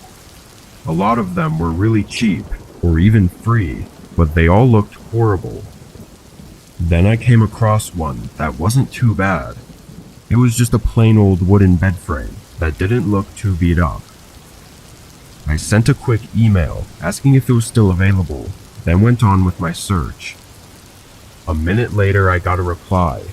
The man said it was still available for $35. That was a perfect deal for me, so I quickly accepted his offer and we set up a time to meet later that day at 6. While I waited, I unboxed some things and moved a bunch of stuff around in the bedroom to make some space for the frame. And then at 5:30, the man emailed me his address.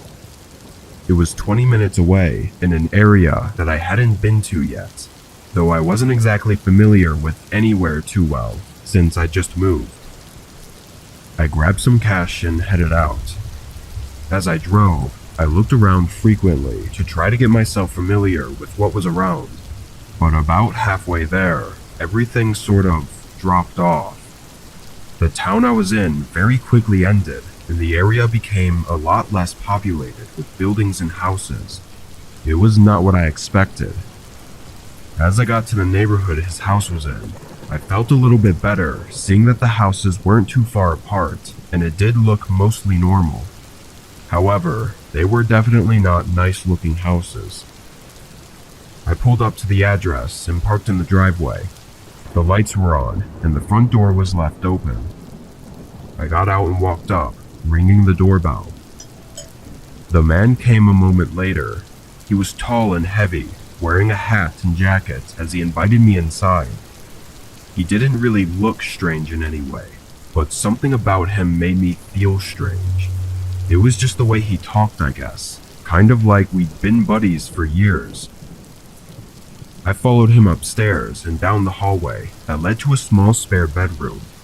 We stepped into the room, and I was immediately confused.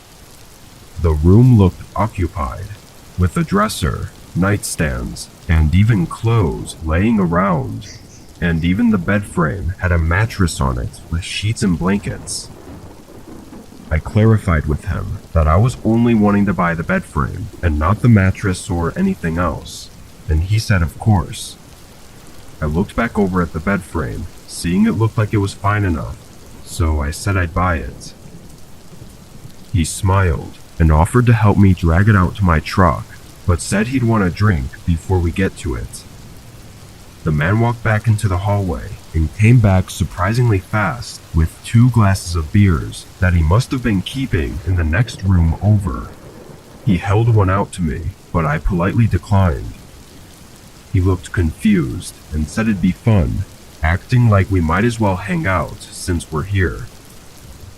I told him I was really busy tonight and really just wanted to buy the bed frame and head out, but he was getting really pushy. His smile became noticeably less genuine as he urged me to have a drink with him. I quickly stepped past him and into the hallway just to not be cornered in the small room, and I told him I was just gonna leave.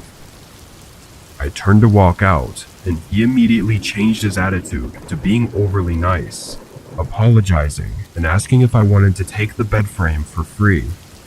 I ignored him, walking faster down the stairs as I heard the man coming after me down the hallway. I was able to leave before he ever caught up, and only saw him standing at the front door as I pulled away. Maybe he was just some lonely guy living out there that wanted a buddy to hang out with, but it was all just a little too strange. I mean, the bed and room were clearly in use by someone. When I got home that night, I checked the posting again, but it was gone. From my memory though, I knew the frame was shown by itself with no mattress or anything. And come to think of it, it's even stranger that it wasn't like that when I got there, considering his intent was to sell it. But whatever that man was up to, I didn't like it.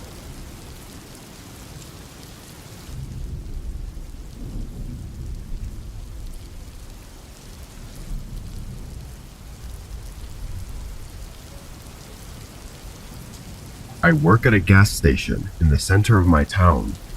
My shifts aren't always the same, but I find myself on overnights and early mornings most of the time. I'd been there for a whole year at this point, and honestly, I didn't have many negative things to say about it. It was just a normal mid-paying job that only required me to stand in one spot for 8 hours and talk to the occasional customers.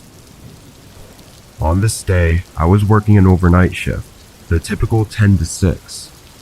Although it's usually not too busy overnight on the weekdays, it's worth mentioning that it was raining a decent amount this night, so I was expecting it to be a pretty quiet night. The first couple hours, I sat at a chair behind the register and just waited for anyone to come in. I got a few people that paid for gas with cash, but by 12:30 or 1ish, it was pretty much dead. No customers coming inside, and barely anyone even getting gas outside. Now, with absolutely no customers, I went around the counter and started fixing up the shelves a bit.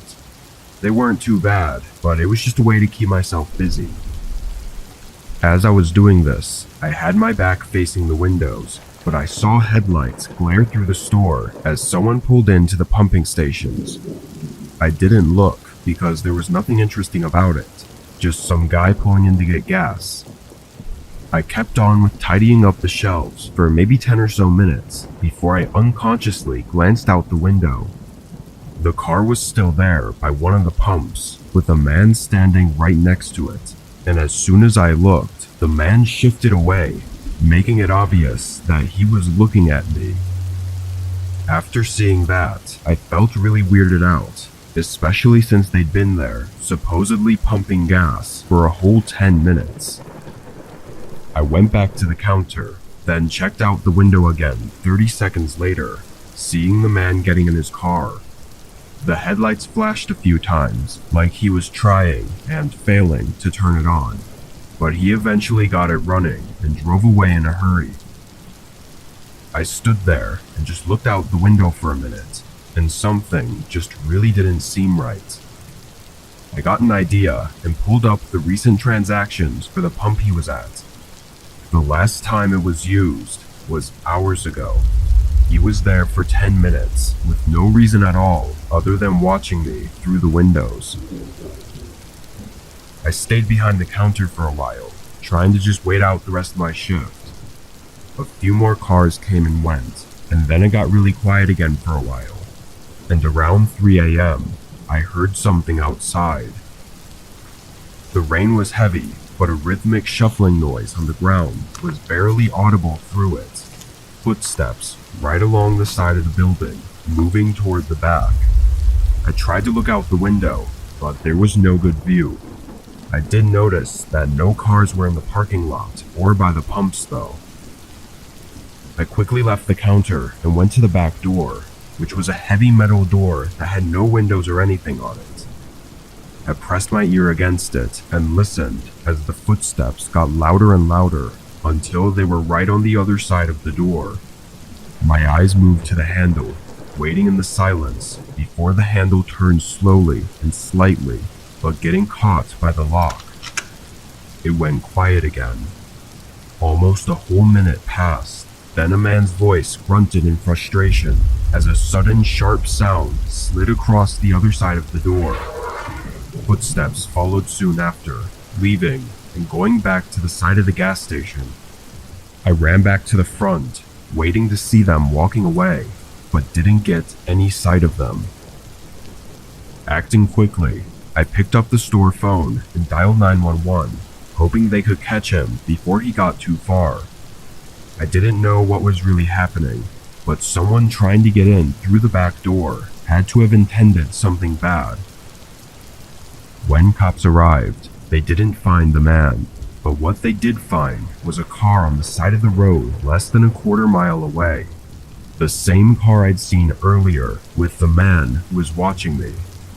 It had run out of gas and had mismatching license plates. Turned out to be some guy's missing car from 2 states over. The other thing they found was a long scrape across the back door made by a sharp metal object, likely a knife. Knowing all these details, I think I actually got extremely lucky, as the man was probably on the run already and could have been planning anything.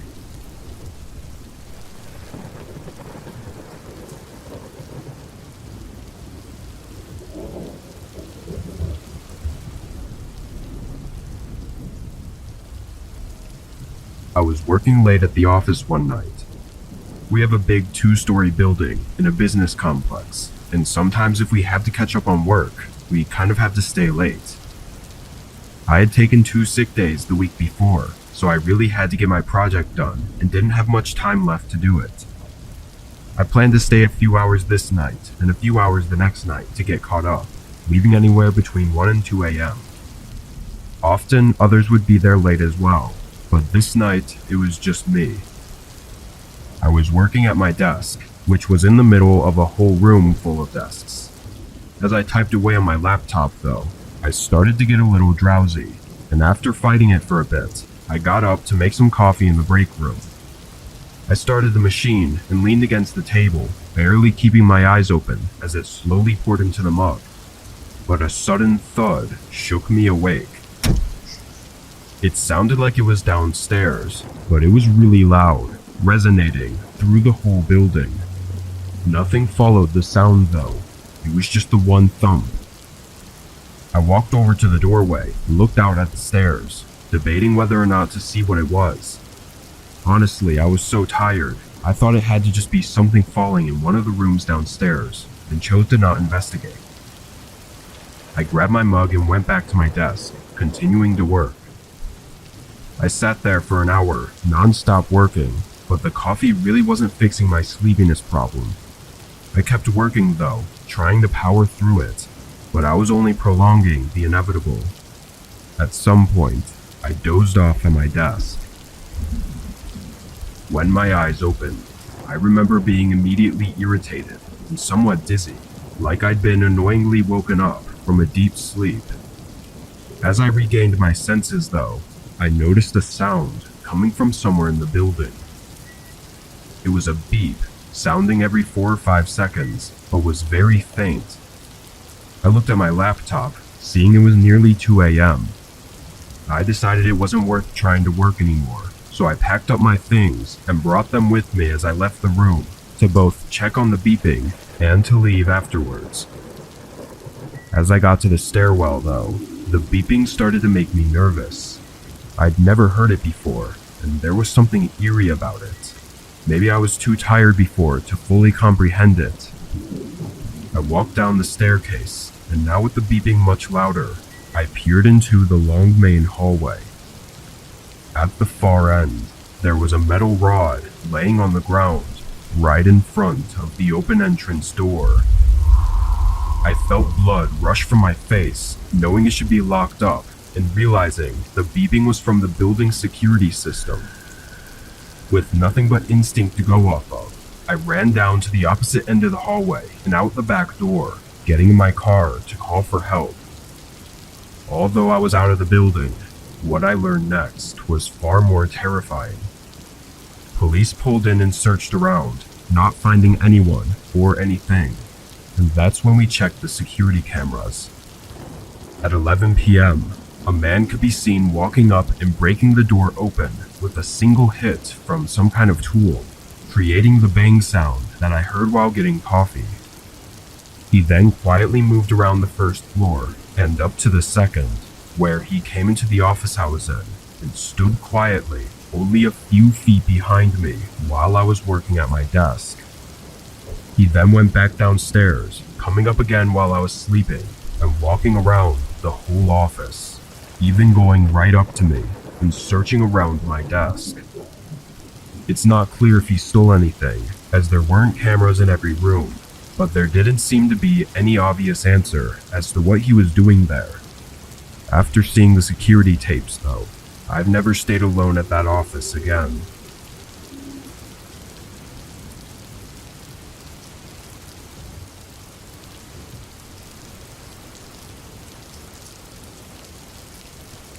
It was a Friday night, back in 2018. I was working at home on a paper I needed to finish for work, and was trying to get it done so I could enjoy my weekend without having to worry about it. It was probably somewhere around 10 at this point, but I'd been working in my office for a good 3 hours. This was after a full day already too, so I was getting pretty exhausted. I kept finding myself getting distracted or losing focus, so I paused what I was doing and stood up to stretch my legs and try to wake myself up. I paced around the room a bit, but as I passed by the wall opposite of my desk, I noticed something move in the window. I stopped and did a double take, looking out the window again. I was on the second story of my house, but the window has a view of the front portion of the property by the garage and porch. At first, I didn't see anything and thought my mind was playing tricks on me, but then I saw a bit of movement again. It was a shadow hovering over the sidewalk leading up to the porch. Someone was standing outside the front door, or at least that's what it looked like from the shadow. After looking out the window for a couple minutes and seeing the shadow barely move, I left my office and went downstairs. I leaned on the front door and looked out the peephole. There was a man, looking about 40 years old and bald, with a scruffy gray beard. I watched for a moment. He never knocked or rang the doorbell or made any noise at all. He just stood there. What started freaking me out more was that I didn't know how long he'd been there for, since I was working and never noticed him until just a couple minutes ago. Wanting some answers to why the man was here, I opened the door. Immediately, I was taken aback because the man didn't even flinch. His face stayed the same, being cold and lacking emotion. "What are you doing here?" I said in a stern tone. The man continued to look at me, but didn't answer. Then his eyes moved past me and looked down the hallway in my home. I moved the door further in toward my body to hide the view. "I don't know why you're here, but you need to leave," I said, closing the door firmly. His strange behavior was both creepy and aggravating. Him ignoring me and just standing there made me really frustrated. But then I heard his footsteps begin walking off the porch and away from the house. I sighed in relief and checked to be sure he'd gone away, then went back up to my office. Trying to forget about the man and focus back on my work, I continued where I left off.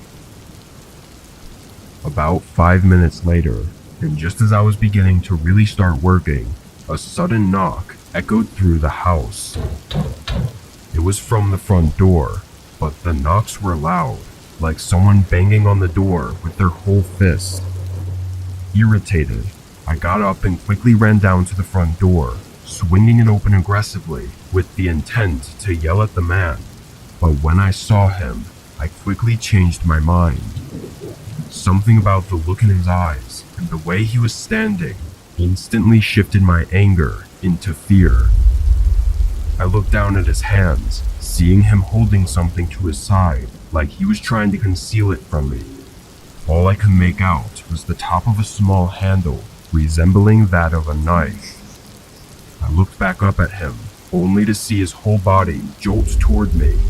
I jumped back and slammed the door shut, then fought to lock it, as the man was trying to turn the handle from the other side.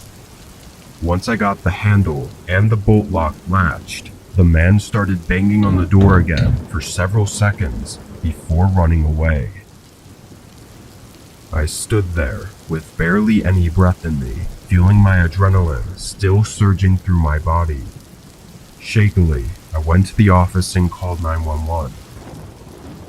The man was never seen after that, and no real answers to what happened that night were ever found.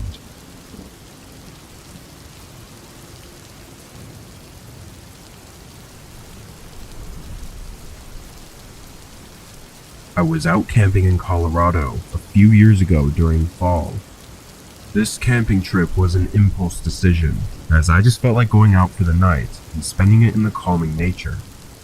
I had walked down a 2-hour trail that led to the spot I set up at. It wasn't a big campground like all the other places were. This was a small opening at the end of a dirt path that I'd found a couple years back, and nobody else ever seemed to come here. The forest around the opening was really nice too, and over the years I've gotten used to navigating it without getting lost. On this day, just an hour or so before sunset, I set out on a short walk around the area. Going for walks around this time is always the best, being that the woods are calm and the breeze starts to set in. I walked out and around for maybe 20 minutes before I saw something ahead. A man, walking in the woods just like me. He was crossing in front of me about 60 yards out, so pretty far, and he didn't look like he noticed I was there. But what was odd was the way he was walking. He was motioning his hands around and nodding his head, and although I couldn't hear him, I could see his mouth moving like he was talking. I waited to see if maybe someone was following behind him, but no, it was just him talking to himself. Maybe it wasn't something to get overly freaked out on, but I'd never seen anyone out here before, and the man didn't exactly look normal. After a minute though, he was gone. I turned around and went back to my tent, not really feeling comfortable being out in the woods with that guy wandering around. I waited a half hour, then got a campfire going as the sun was now set. I had a folded chair I was sitting on, and I mostly just thought to myself for the next hour. Not about anything particular, but more in a way to clear my mind. Then, about 2 hours past sunset, I heard something in the distance. I moved away from the crackling fire and toward the trees so I could hear better. It was someone talking, or mumbling, far out in the woods. Even stranger though, I didn't see a flashlight or any source of light. He was walking out there in the pitch black. My stomach dropped, knowing it was extremely unlikely that the man from earlier could have just stumbled upon my campsite by accident. I stayed and listened, hoping that by some chance he didn't know I was here and was just passing by.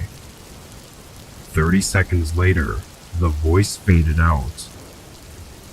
I wasn't fully convinced this was all just chance though. I covered most of the fire, leaving only a small flame burning so it wouldn't create too much light. Then I waited and listened. The next hour was unnerving to say the least. I didn't hear or see anything, but it was the anticipation that kept me feeling uneasy. And then, at what had to be 11 p.m. by now, footsteps came rushing from directly in front of my campfire. I shot up from my chair and unholstered my pistol as a man I recognized as the one from earlier ran up to the other side of the fire and stopped just 10 feet from me. He wasn't talking anymore, but instead had a grin.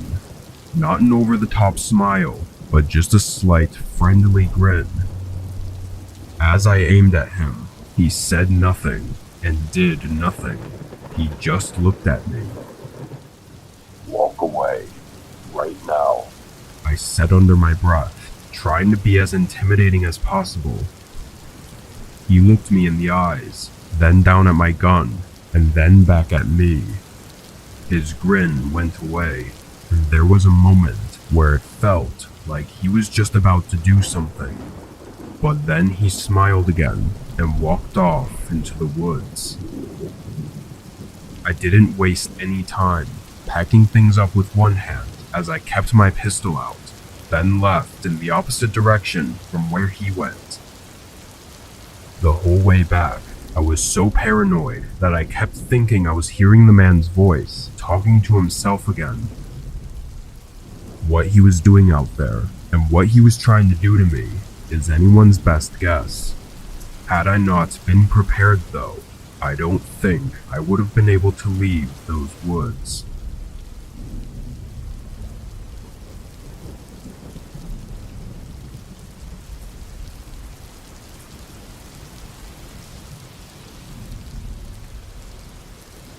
Two years ago, I lived with my younger brother on the East Coast. For the most part though, we didn't really go out much. I mean, we'd hang out with friends a lot and get food or whatever, but we never really went out and did anything interesting.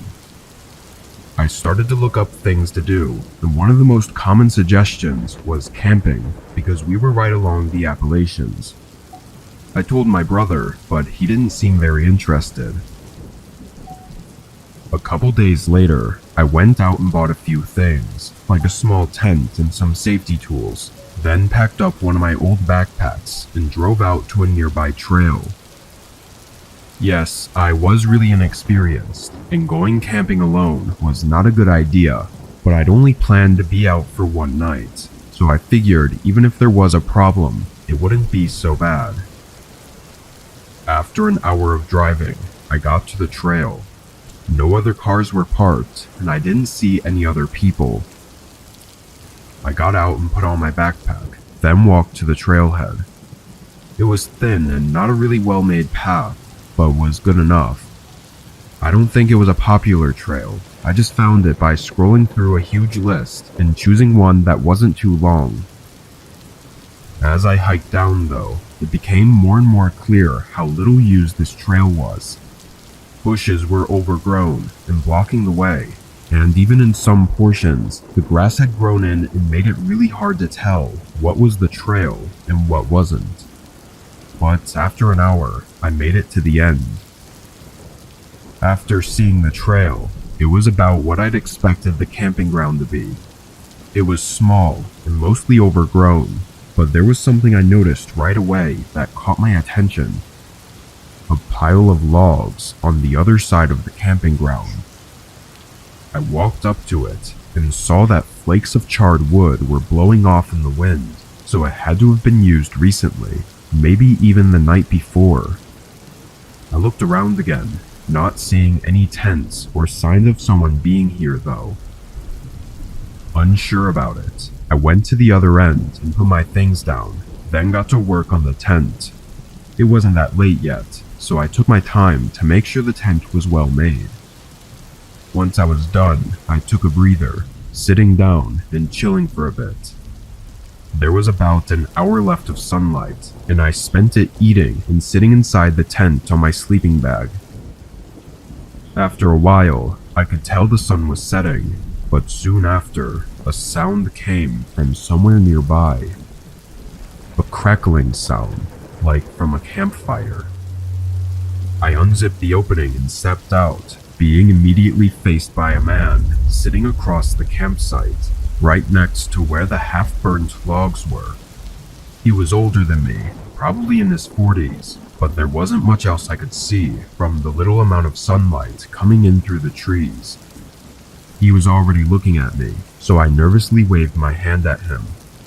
The man waited a few seconds, then lifted his hand as well. I went around to the back of my tent and got a pile of sticks, then made a small campfire. It only took a few minutes before it was mostly dark out. There was only the light from my campfire and the man's campfire on the other side.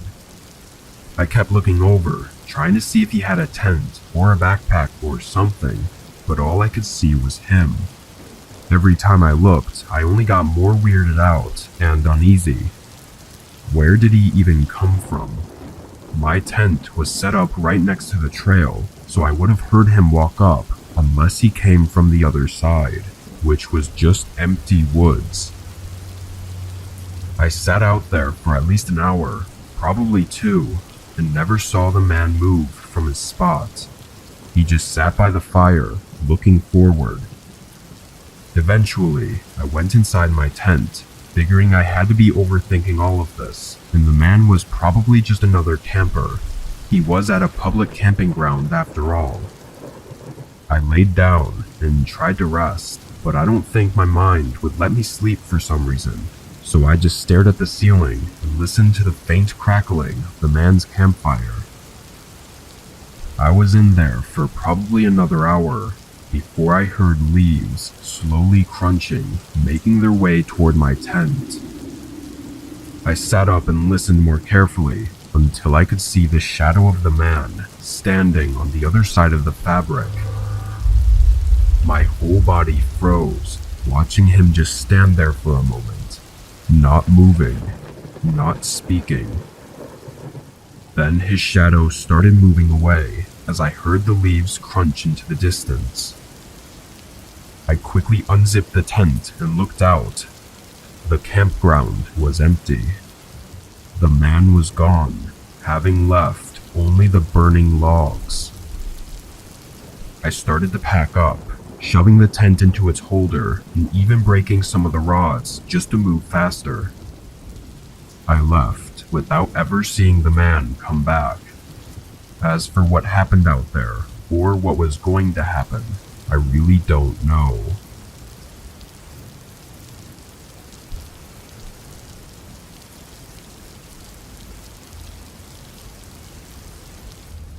This happened to me 3 years ago when I'd moved into a small home.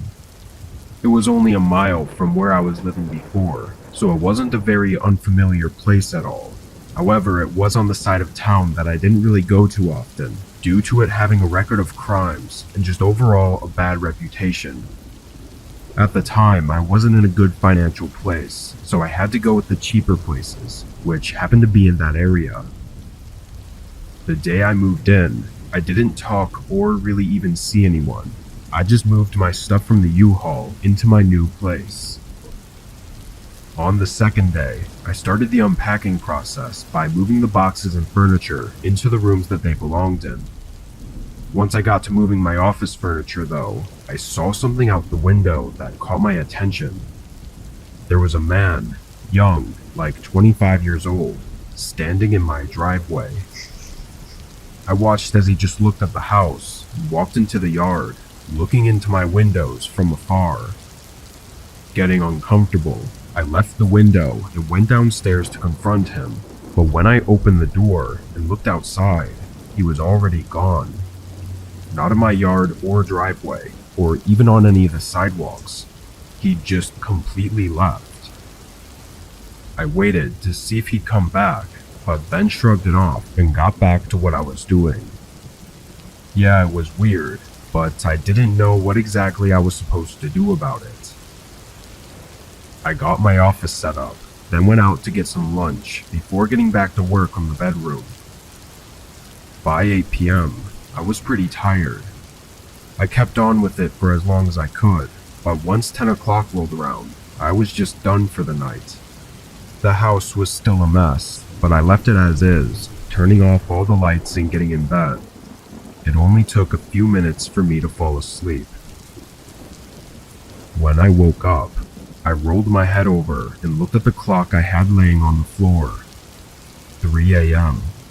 I rolled back over and closed my eyes, but a muffled sound woke me right back up. I lifted my head and listened again, hearing a faint sound from downstairs. It was like something being dragged across the floor. Still in disbelief, I sat up and listened even more intently.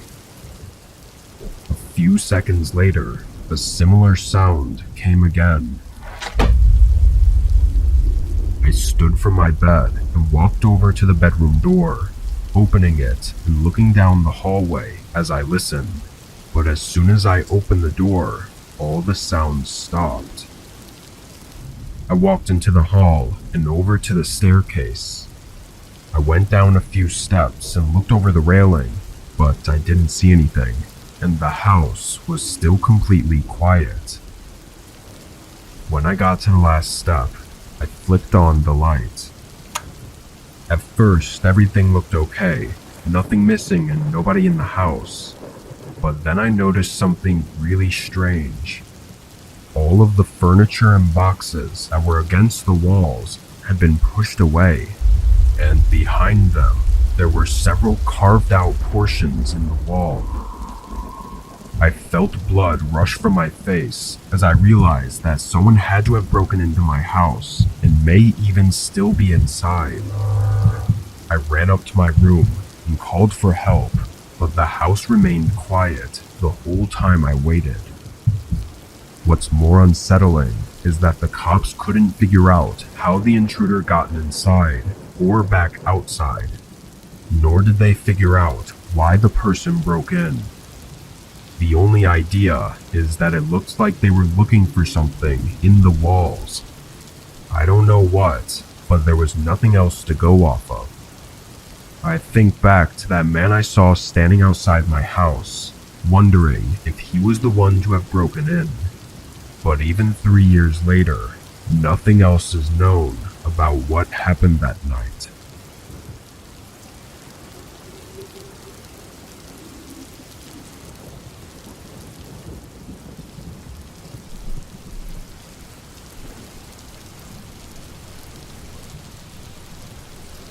I had just turned 19 and was staying at home from college for the next few months for summer break.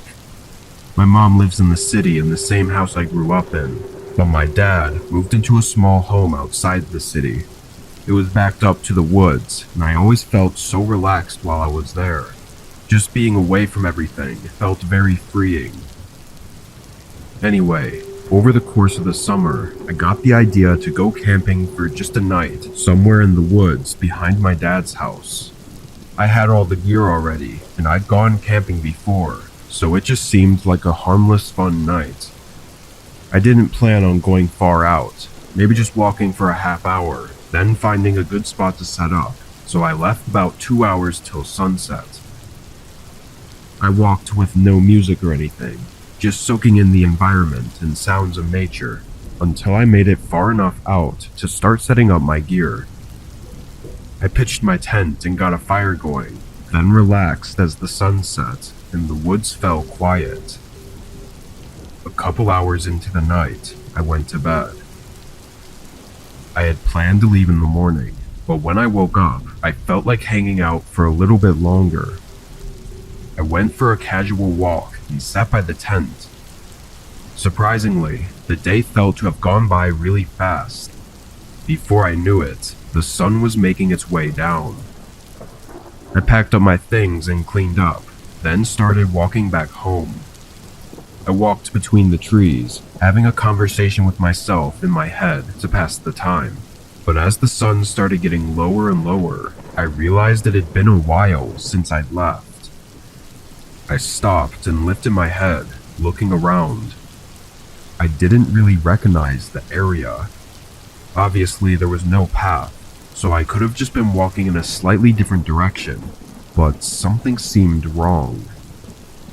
After an entire minute of looking around though, I honestly had no clue which way to go. If I had been going in the right direction, I should have been home already, or at least to the road that my dad's house was on.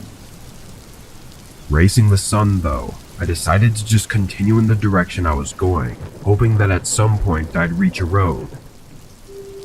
As I walked, the woods got darker and darker, sending me into somewhat of a nervous breakdown. I was looking everywhere for anything to tell me where to go, but now the woods were too dark to even see anything further than 30 or 40 feet. But then I saw a light flickering in the distance. I got excited, walking quickly toward it until I could make out a dark house sitting in the middle of the trees. I thought it was maybe one of my dad's neighbors, or that it would at least lead me to a road that I could walk along. But as I approached the opening in the woods, I didn't see anything. No roads, no light from other houses, and not even a gravel driveway. The house was old looking too, resembling more of a cabin, but there was a light in the downstairs window that was on, so it definitely wasn't vacant. I walked around to the other side of it, staying in the tree line still, but there were no signs of any roads or houses on either side. Regrettably, I decided my only option was to ask whoever lived there for help.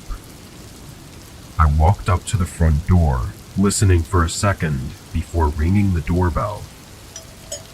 Immediately, I heard footsteps running down some stairs and right up to the other side.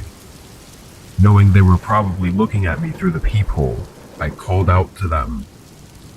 Hi, sorry, I'm just lost. I was hoping you could tell me which direction the nearest street is.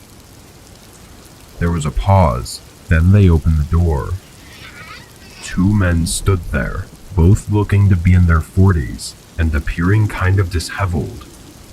One of them took a step forward and looked outside behind me at the tree line, as if looking for anyone else.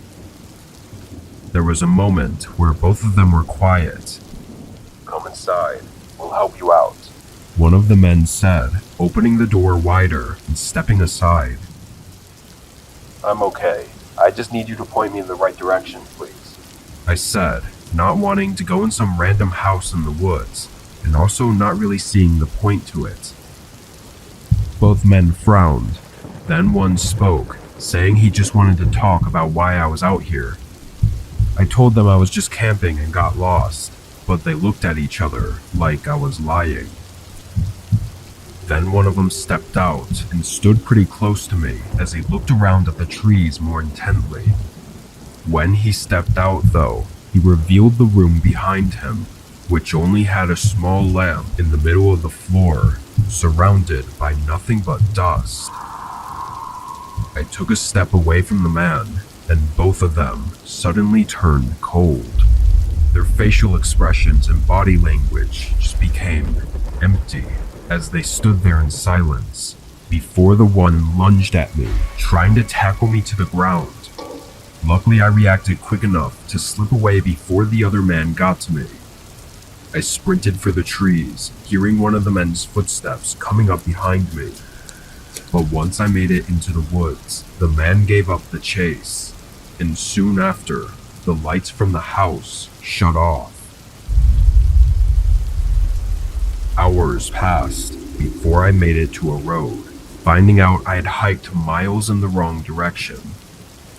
I told my dad about the encounter though, and he took it to the police to investigate, but we were terrified to hear that the house I wandered into was an old vacation cabin that was abandoned decades ago. Whoever those men were likely used a generator to power the lights and whatever else they were doing, but why they were there, nobody knows. The way they were acting though, seemed like they were trying to not get caught. So if they had succeeded in getting me into their house, I'm not sure if I ever would have gotten out.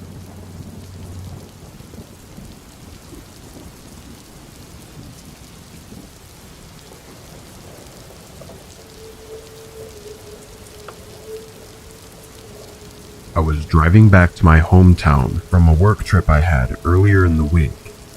I declined the free flight to and from because I decided to take some time off to myself while I was there to enjoy a small vacation. Driving long distance wasn't something I'd ever really done before though. The most I'd gone was about 10 hours, and that was with a stop at a hotel halfway. But this road trip was way longer. It was nearly 20 hours, and I had only scheduled a single hotel. But just because I'd never driven that long before, didn't make me think I couldn't do it. The drive started out okay, going through cities and towns, and having plenty of other cars around me, seemingly taking the same route. As I got further out though, cars became a lot less common, and the towns had pretty much disappeared. The roads were nothing but fields of grass on either side, or dense forests. By 5 p.m., the light drizzling that had started earlier became more intense, pouring rain down hard enough to make it difficult to see. It seemed like the more I drove into this forested area, the harder the rain fell. I'd hoped it would stop by sunset, but it didn't. I was now really focused on the road, driving really slow and trying to make sure I navigated the road carefully without sliding into a ditch.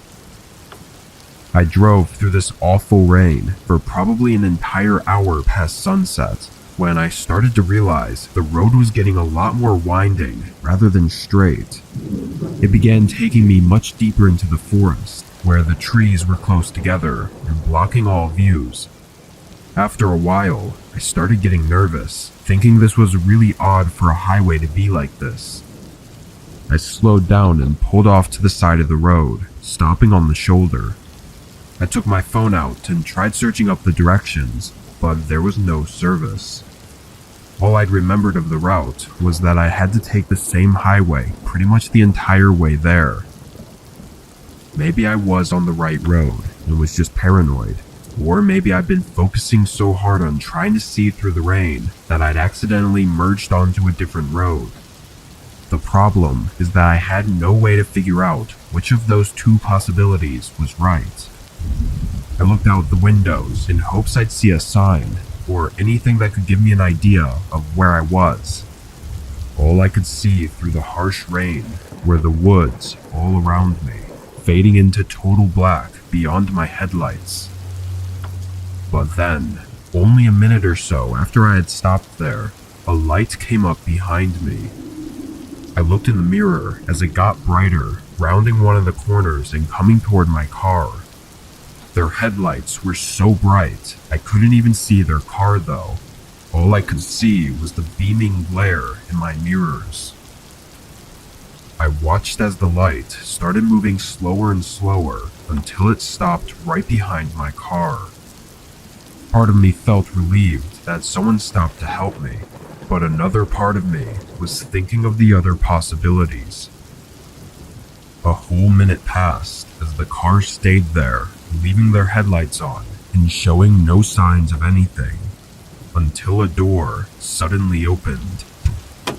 It was still too bright to see much of anything, but the dark outline of a man emerged from the light and came right up to my window. The man was wearing a dark hoodie and seemed unbothered by the rain as he leaned on the door while I rolled the window down a couple inches. He asked if I needed help, and I responded by explaining that I just needed to know where I was and if I was still on the right highway. He looked at me, then at my back seat, as he nodded. Yeah, I can help you. Let me just get my phone. He began walking off as I rolled my window back up to block out the rain. There was something off about my interaction with him, but I couldn't figure out what it was. It just felt off. Why didn't he know what road we were on, or if we were on the highway? I watched in the mirrors until the man went behind the glaring lights again, but I could see him shuffling around with something in his car for a few moments before he came back out. He made his way over, but in the moments before he reached my car, I caught a glimpse of something in his hand. Just as I reacted and put the car in drive, the man suddenly knelt down by my back tire and jammed something in it. I slammed on the gas, seeing the man get visibly startled and jump back as I drove away as fast as I could. I knew he'd probably try to catch up, so I drove in a panic for several minutes, fearing the thought of seeing the lights come up behind me. Luckily, though, they never did. I made it about 3 miles before I finally happened upon an intersection with a sign for a gas station up ahead. When I pulled in, I of course called the police, but I also found that the man had stabbed my tire with a screwdriver that was still wedged into the side of the tire, hanging partially out.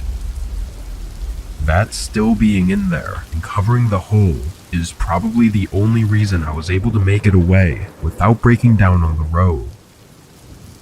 If I had been even a second too late at driving away, I don't think I would have ever been seen after that night.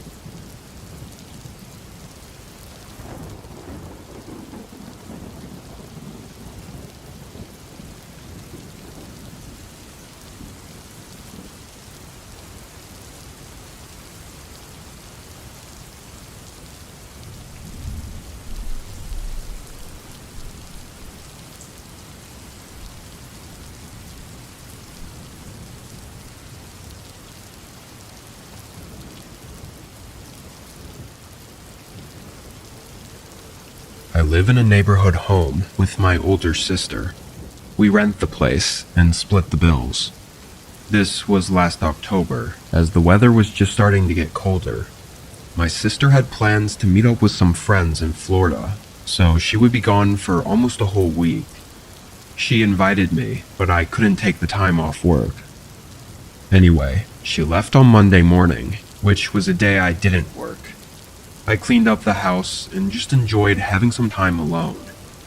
That same day, though, around 2, there was a knock at the door.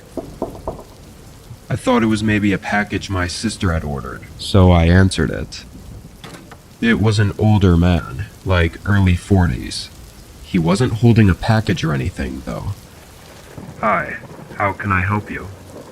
The man looked me in the eyes for an unsettling amount of time before answering. "Oh, I just wanted to see who lived here. Sorry, didn't mean to bother you."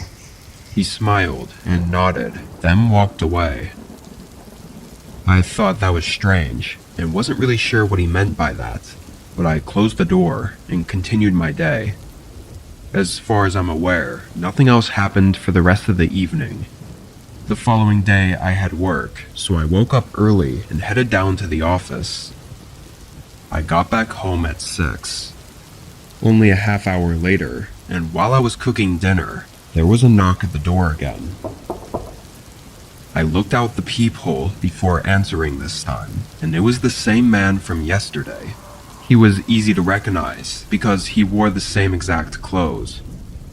I opened the door, though I was a bit more hesitant this time, only cracking it open. "Is everything okay?" He smiled and said of course, as if I was being silly for asking that. He then said he was just checking in on me.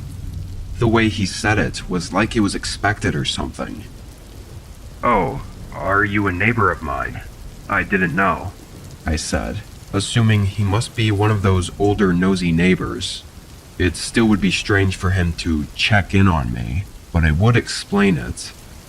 "Oh, no, I was just walking around," he said. He was really starting to creep me out now, so I said I was fine and closed the door. I waited for him to leave my porch, then went back to cooking. I texted my sister that night, asking if she'd ever encountered that man, but she said no. I was paranoid the rest of the night. I felt safe inside my home. All the doors were locked and everything, but I also felt like I was being stalked and watched. What could that man possibly want that wasn't something creepy? The night passed again, with no more signs of him, and same with the following day. He didn't knock on the door, and I had hoped it might actually be nothing to worry about. The day after, I had off work, and it was the last day that my sister would be gone for. I spent most of my time inside and just hanging out, reading and watching YouTube. Every so often, I'd peek out the windows just to be cautious, but I never saw anything. Around 8, I was watching TV when I heard something scrape against the outside of the house. It sounded like a stick scratching along the siding. I quickly got up and opened the blinds, seeing the bush right under the window shaking, and faintly, I could hear footsteps running away. I couldn't see anything else in the dark, though. I felt like I was going to throw up. Surely it was the same man, but how long was he there? Was he sitting in the bushes, trying to watch me through the window? I was so out of it, I didn't know what to do, and ended up calling my sister. Luckily for me, she picked up. I tried to explain to her what was going on, but I think I was talking too fast for her to understand. And midway through the conversation, there was a knock at the door. I didn't answer, but the man started calling out and knocking louder. He asked me to let him in and tried to guilt trip me by saying he was injured. Then he made excuses for being outside my home and then started apologizing for everything. He continued to bang on the door. It was creepy and disturbing how desperate he was for me to open the door. Clearly something was wrong with him. My sister told me to call 911 immediately, so I hung up and did as she said. The man stayed at the door for a whole 5 minutes, still trying to convince me to let him in, before he finally left. What the man actually wanted is unknown, and how long he was stalking me for is also unknown. He could have somehow figured out my sister was gone for the week. It just seems like too big of a coincidence. Whatever the case, I haven't seen him at all since then. Hopefully, it's over.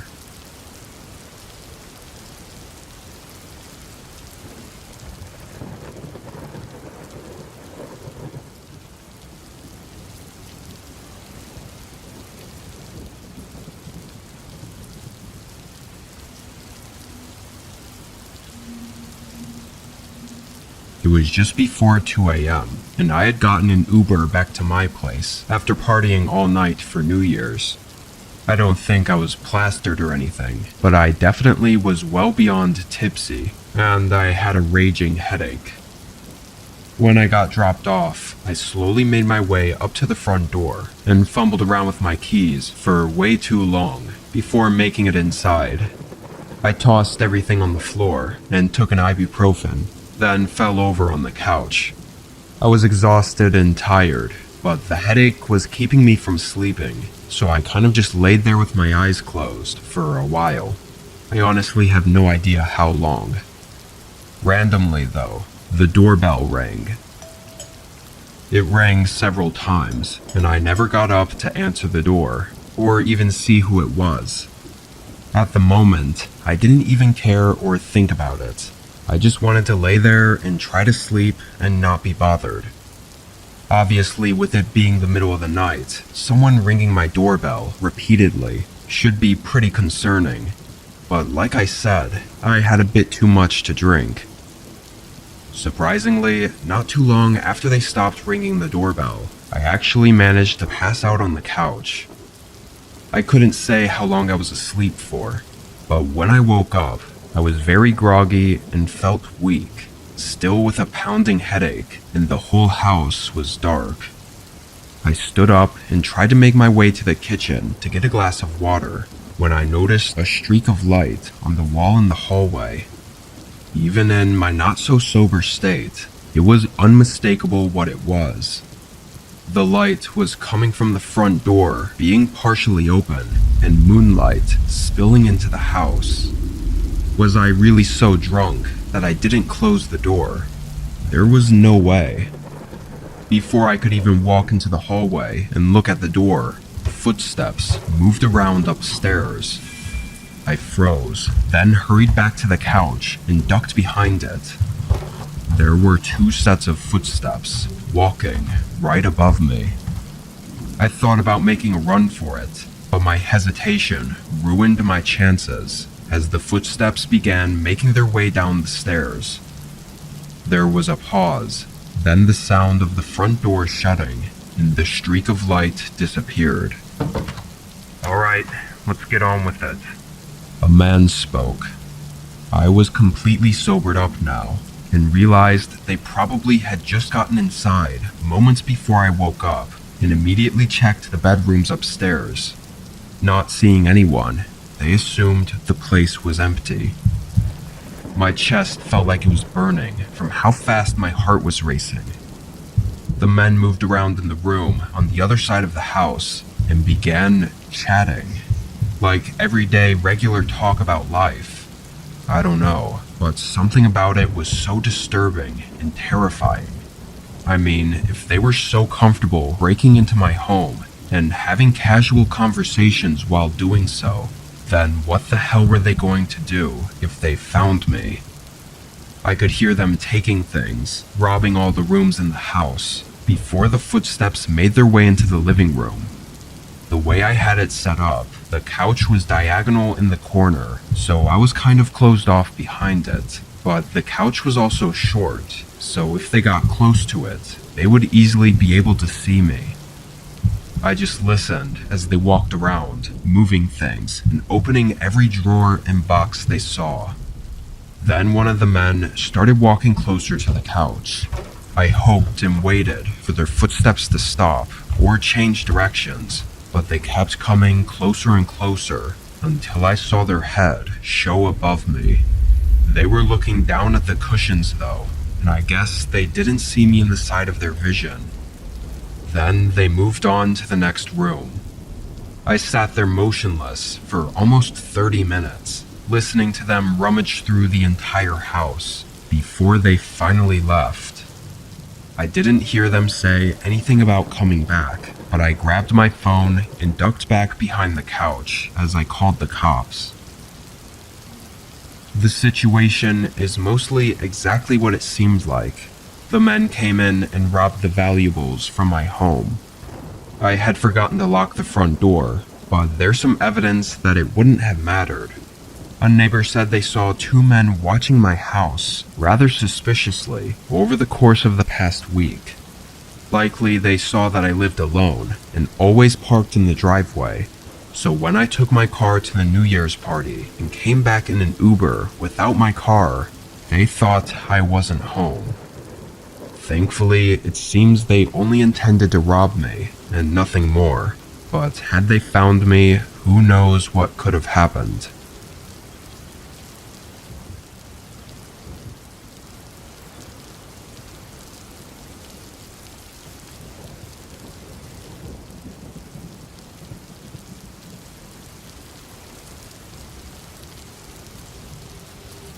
I was at home with my dog Hazel.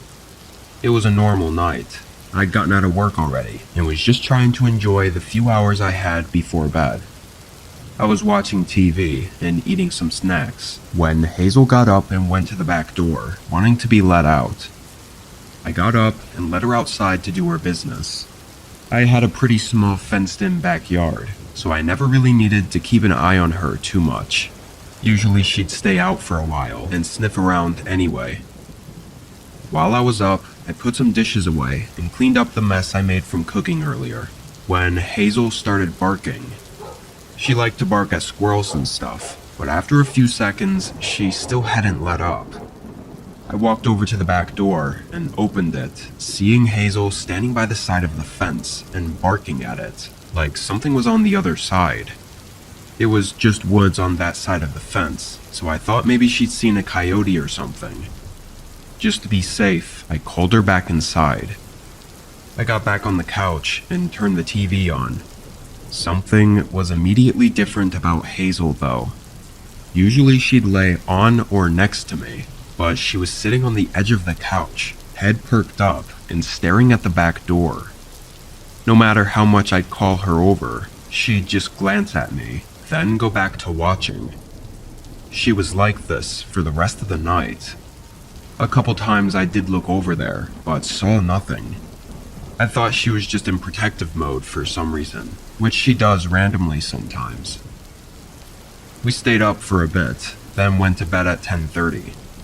Hazel usually sleeps on the end of my bed, or on her doggy bed in the corner of the room, but I always leave the bedroom door cracked open because her food and water is downstairs.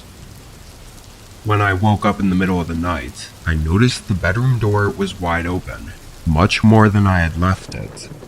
Maybe she bumped into the door.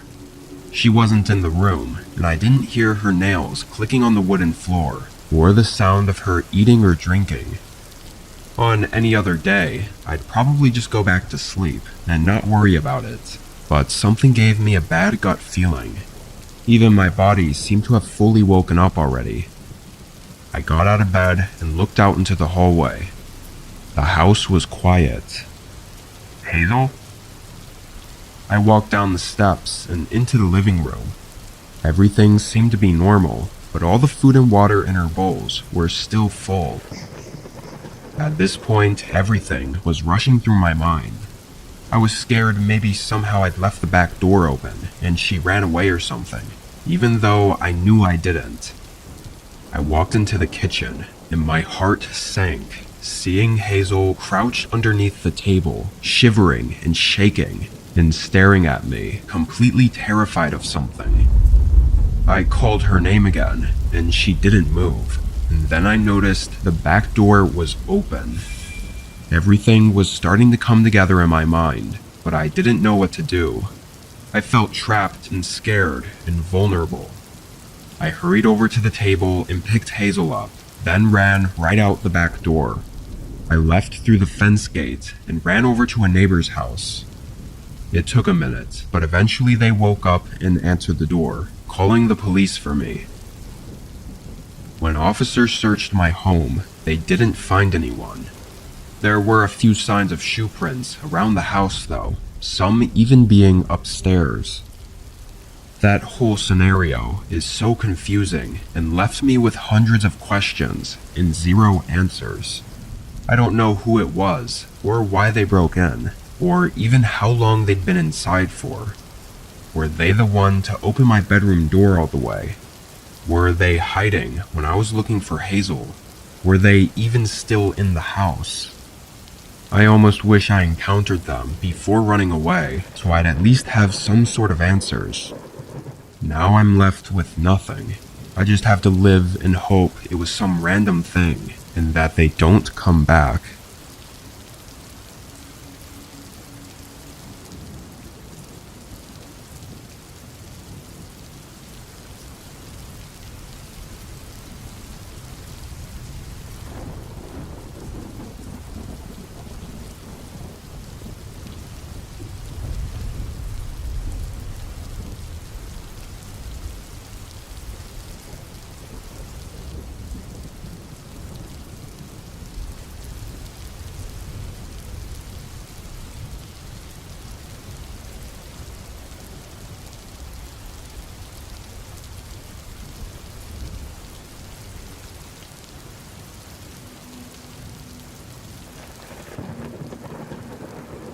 I've owned and lived in the same house for 8 years. It's a normal family-sized home, which was relevant when I had roommates. But when they moved out and it just became me living here, I had nothing to do with the extra space.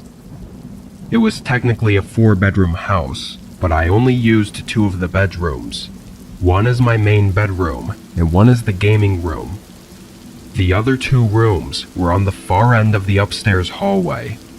One had a few storage boxes in it, and the other was completely empty. After getting out of work at 9, I picked up Wendy's on the way home, and pretty much went right to the game room. I was off tomorrow, so what better to do than game all night? I put my headphones on and loaded up COD, but before I had time to even load into a match, I thought I heard something that sounded like a knock at the front door.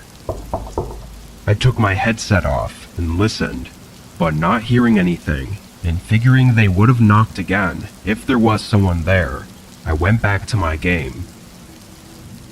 Probably a whole 2 hours went by. and then I heard it again. It sounded like either a knock, or a door closing, or something like that. But with my headphones on, and with my room door closed, it was way too quiet for me to tell. I got up and opened the door, looking out into the hallway, and waiting for that sound to come again. After a minute though, I went downstairs and looked out the front door. Nobody was outside my house, and everything seemed normal. Having been hearing these sounds though, I obviously made sure the door was locked before going back upstairs. To be a bit more cautious, I left my room door open this time, so if it happened again, maybe I'd hear it better. I put my headset back on and continued gaming.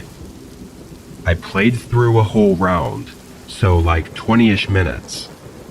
As the game ended and I leaned back in my chair, a figure rushed past the open doorway just off to the side of my view. I immediately threw my headphones off and jumped from my chair. Horrified and unsure what to do, I just stared at the doorway.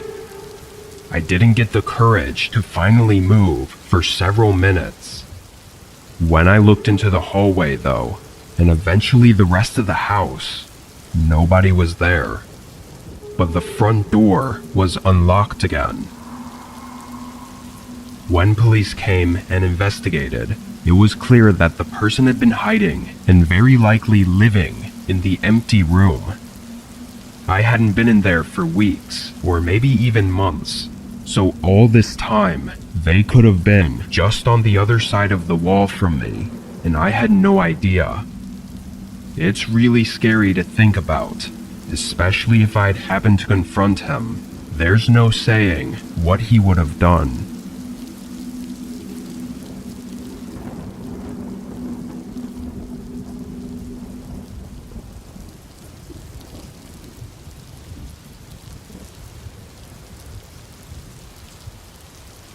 This happened to me just a bit over a year ago. I'm 24 and have a townhouse in the suburbs. I live alone, which for me gets really boring, so I try to have friends over whenever I can. My closest friends come a couple times a week, and sometimes even sleep over to escape their parents' houses. I didn't have any plans this night, but I had plans for the next day with my friend Sarah, who was supposed to be coming over to have a movie night. So I really was just trying to get this night over with and looking forward to the next day. I went to bed early, like 9:15. In the middle of the night, I woke up. I looked at my nightstand and saw it was 2 a.m., but the way I woke up was odd. My heart was pounding for some reason, and my brain was very alert and aware, like something was happening. I thought maybe I had just woken up from a nightmare or something, until I heard a click from downstairs. I sat up. A door slowly screeched open, and I could hear someone's footsteps entering my home.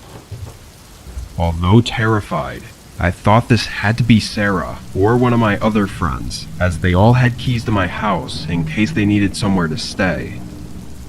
I got up from my bed and walked over to the door, opening it and stepping into the hallway. "Sarah?" No one responded. I waited in the hallway for what felt like forever, but then a bright light suddenly flickered on, lighting up the whole downstairs. A second later, soft, chattering noise came from the living room. Whoever it was had turned on the TV. For a moment, I felt relief, thinking it was definitely one of my friends who had one too many drinks. I went down the stairs and into the living room, and felt my whole body turn ice cold in an instant. Some random man was sitting on my couch, looking at the TV screen. He looked maybe 50 years old, with patchy, long black hair and dirty clothes. As I stared at him in fear, he glanced over at me and showed a crooked smile. then waved his hand as if to invite me over to the couch. I turned around and sprinted right out the front door. I banged on my neighbor's door until they let me in and called the police. By the time they made it, though, he was gone. No trace of him at all. What's worse is the police didn't take it all that seriously, suggesting it was probably just some harmless homeless man wanting a place to sleep. The way I see it, everything points to otherwise. He picked the lock on my door, sat on my couch, and turned on the TV. Then the sick man smiled at me and invited me over to the couch. I think he may have been a stalker or something, and now I find it hard to even sleep at night when I'm alone, thinking that there's a chance that I'm not really alone.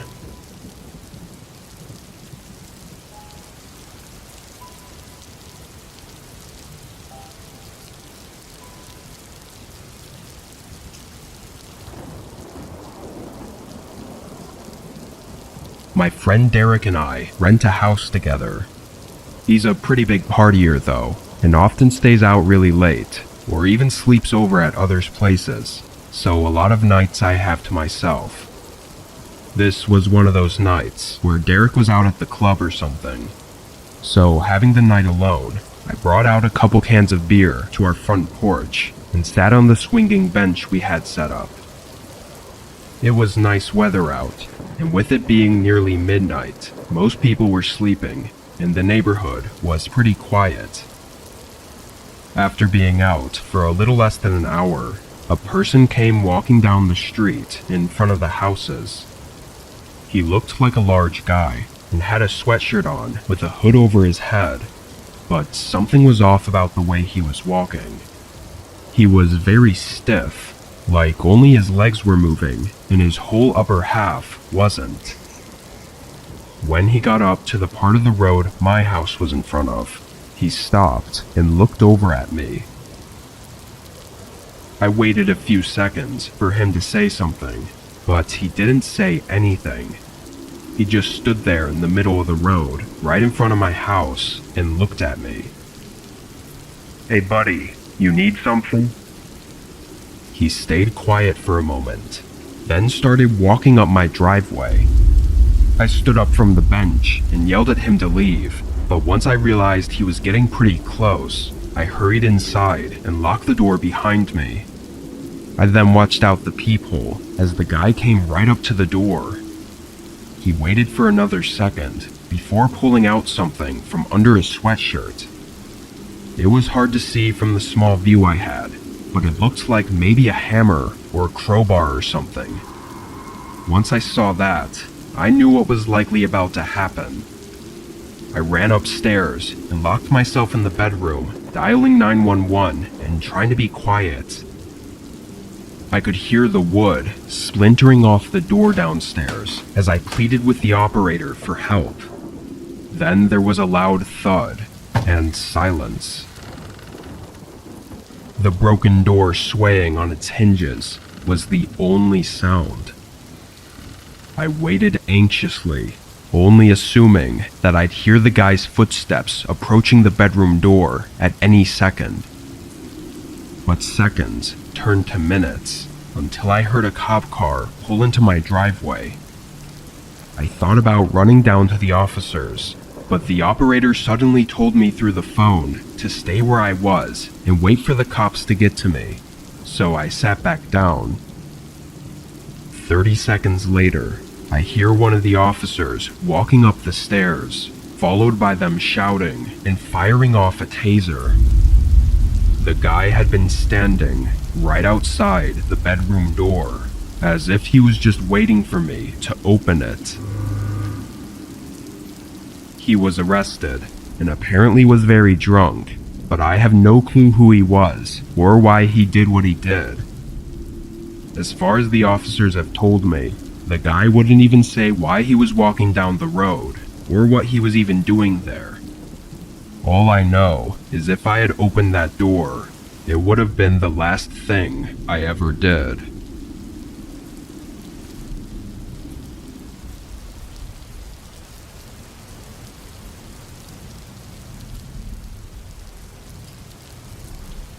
My wife and I take yearly vacations to different places. It's our way of taking a break from regular everyday life, as well as getting to spend some quality time together. This year we had a cabin booked in Washington State. It was far out and described online as being quiet and peaceful, away from any other places or people. Most of our life is in crowded cities, so this sounded great for us. When we flew in, we walked to a grocery store to pick up what we needed, then took a taxi out to the cabin. We didn't rent a car because we knew we'd only be there for 3 days, so we wanted to spend it just at the cabin. And if we changed our minds or needed anything else, we could always just order an Uber. The taxi ride was just over an hour from the town we landed in. Most of the drive was between huge mountain ranges and tree-covered landscape. It was really beautiful and got us both excited for our stay. Then at just about 7 p.m., we arrived at the cabin. It was completely alone in the middle of the forest. Even the driveway leading to it wasn't much more than some tire tracks in the dirt. We got out and paid the taxi, then brought our stuff inside. The cabin itself was small. There was the main floor that had the kitchen and living room, with a ladder leading up to a loft area that had the bed in it. The bed area on the loft was short though. You literally had to crawl into the bed, kind of like one you'd see in a tiny home. Anyway, we unpacked the groceries and made a very quick dinner since we were tired from the flight. Then we opened a bottle of wine to settle in for the night. We lit up the fireplace and chatted about how we were looking forward to the next few days. It was around 11 p.m. at this point, and as we talked, we both suddenly heard something outside. Someone was walking in the grass near the cabin. It was loud, too, like they were really close. My wife looked nervous, so I tried to put a brave face on and told her it was fine. I got up and looked out the window. It wasn't until then that I realized how dark it had gotten outside. I looked around, seeing nothing but large trees everywhere and pitch-black darkness around them. I told her I didn't see anyone, then went over to the front door and opened it, stepping onto the porch and turning on the outdoor lights. All I could really see out there was a small portion of the driveway, but I didn't see anyone there either. The forest was very calm and quiet, too, so if they were still walking around, I felt like I would have been able to hear them. I went back inside and asked my wife if she heard the footsteps anymore, but she said the sound didn't seem to fade out. It just stopped suddenly from somewhere behind the cabin. My brave act was starting to fall through, and I told her to go up to the loft and stay quiet while I figured out what was going on. I went around and checked all the windows again, not seeing anything, so I went back to the front door. I was preparing myself to go back outside when a sudden thump shook the cabin. I looked up at my wife, who was looking up at the ceiling. Someone was on the roof of the cabin. I stayed inside and called the police, going over lengthy directions on how to get to the cabin we were at. Over the course of the hour that we had to wait, we could occasionally hear a few footsteps walking across the top of the cabin. About 45 minutes into the wait, though, we heard their boots hit the ground, followed by them calmly walking away. I looked out the window once more, seeing their outline disappearing into the forest. Police took our report and gave us a ride into town, where we spent the rest of our vacation. What that person was doing, miles away from civilization, in the middle of a forest, is terrifying. seeing as they were likely waiting for us to either go to bed or go outside. We're just thankful that we got out of there before something else could have happened.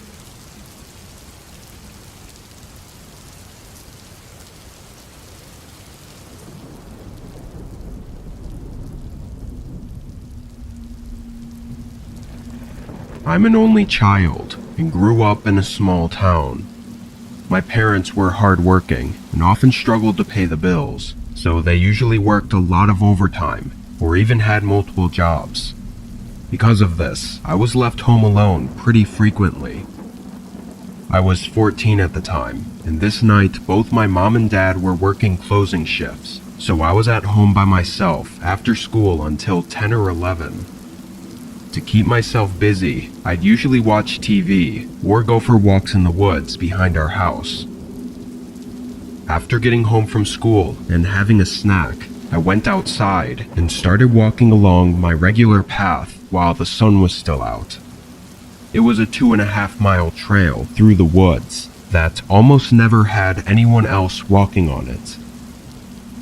Strangely though, about a mile into the walk, I saw a guy on the trail up ahead. He was sitting with his back against a tree, wearing a dark blue jacket, and had a red baseball cap tilted downward, covering his eyes and most of his face. From the way he was slumped over, it almost looked like he was sleeping, so I continued walking, trying to quietly pass by him. As I got just a couple feet away though, he lifted his head and instantly locked eyes with me. His eyes were tired and red, and he had this disturbing frown, like he was upset or something. As I passed by, he started standing up, and getting a strange feeling about him, I began walking faster, basically jogging the rest of the trail and back home. I didn't see him follow me, but I locked all the doors just in case. Again, I was only 14, and even though I was used to being home alone, I still got scared pretty easily. I stayed inside and checked the windows one last time before trying to distract myself by watching TV. Only a few minutes after turning it on though, I heard a voice at the back door. I paused the TV and listened, hearing a man call out multiple times, repeating the word hello. I stood up and looked down the main hallway. That same guy with the red cap and blue jacket was standing at the back door, almost pressing his face into it as he tried to look inside.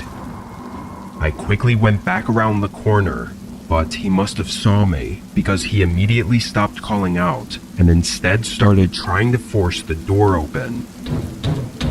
I just froze up in the middle of the living room, listening to the door jolt back and forth against the lock. After several attempts though, he left. I called my parents and they called the police, but he was never found. Having been followed home and them trying to break in though, I can only imagine what they were trying to do to me.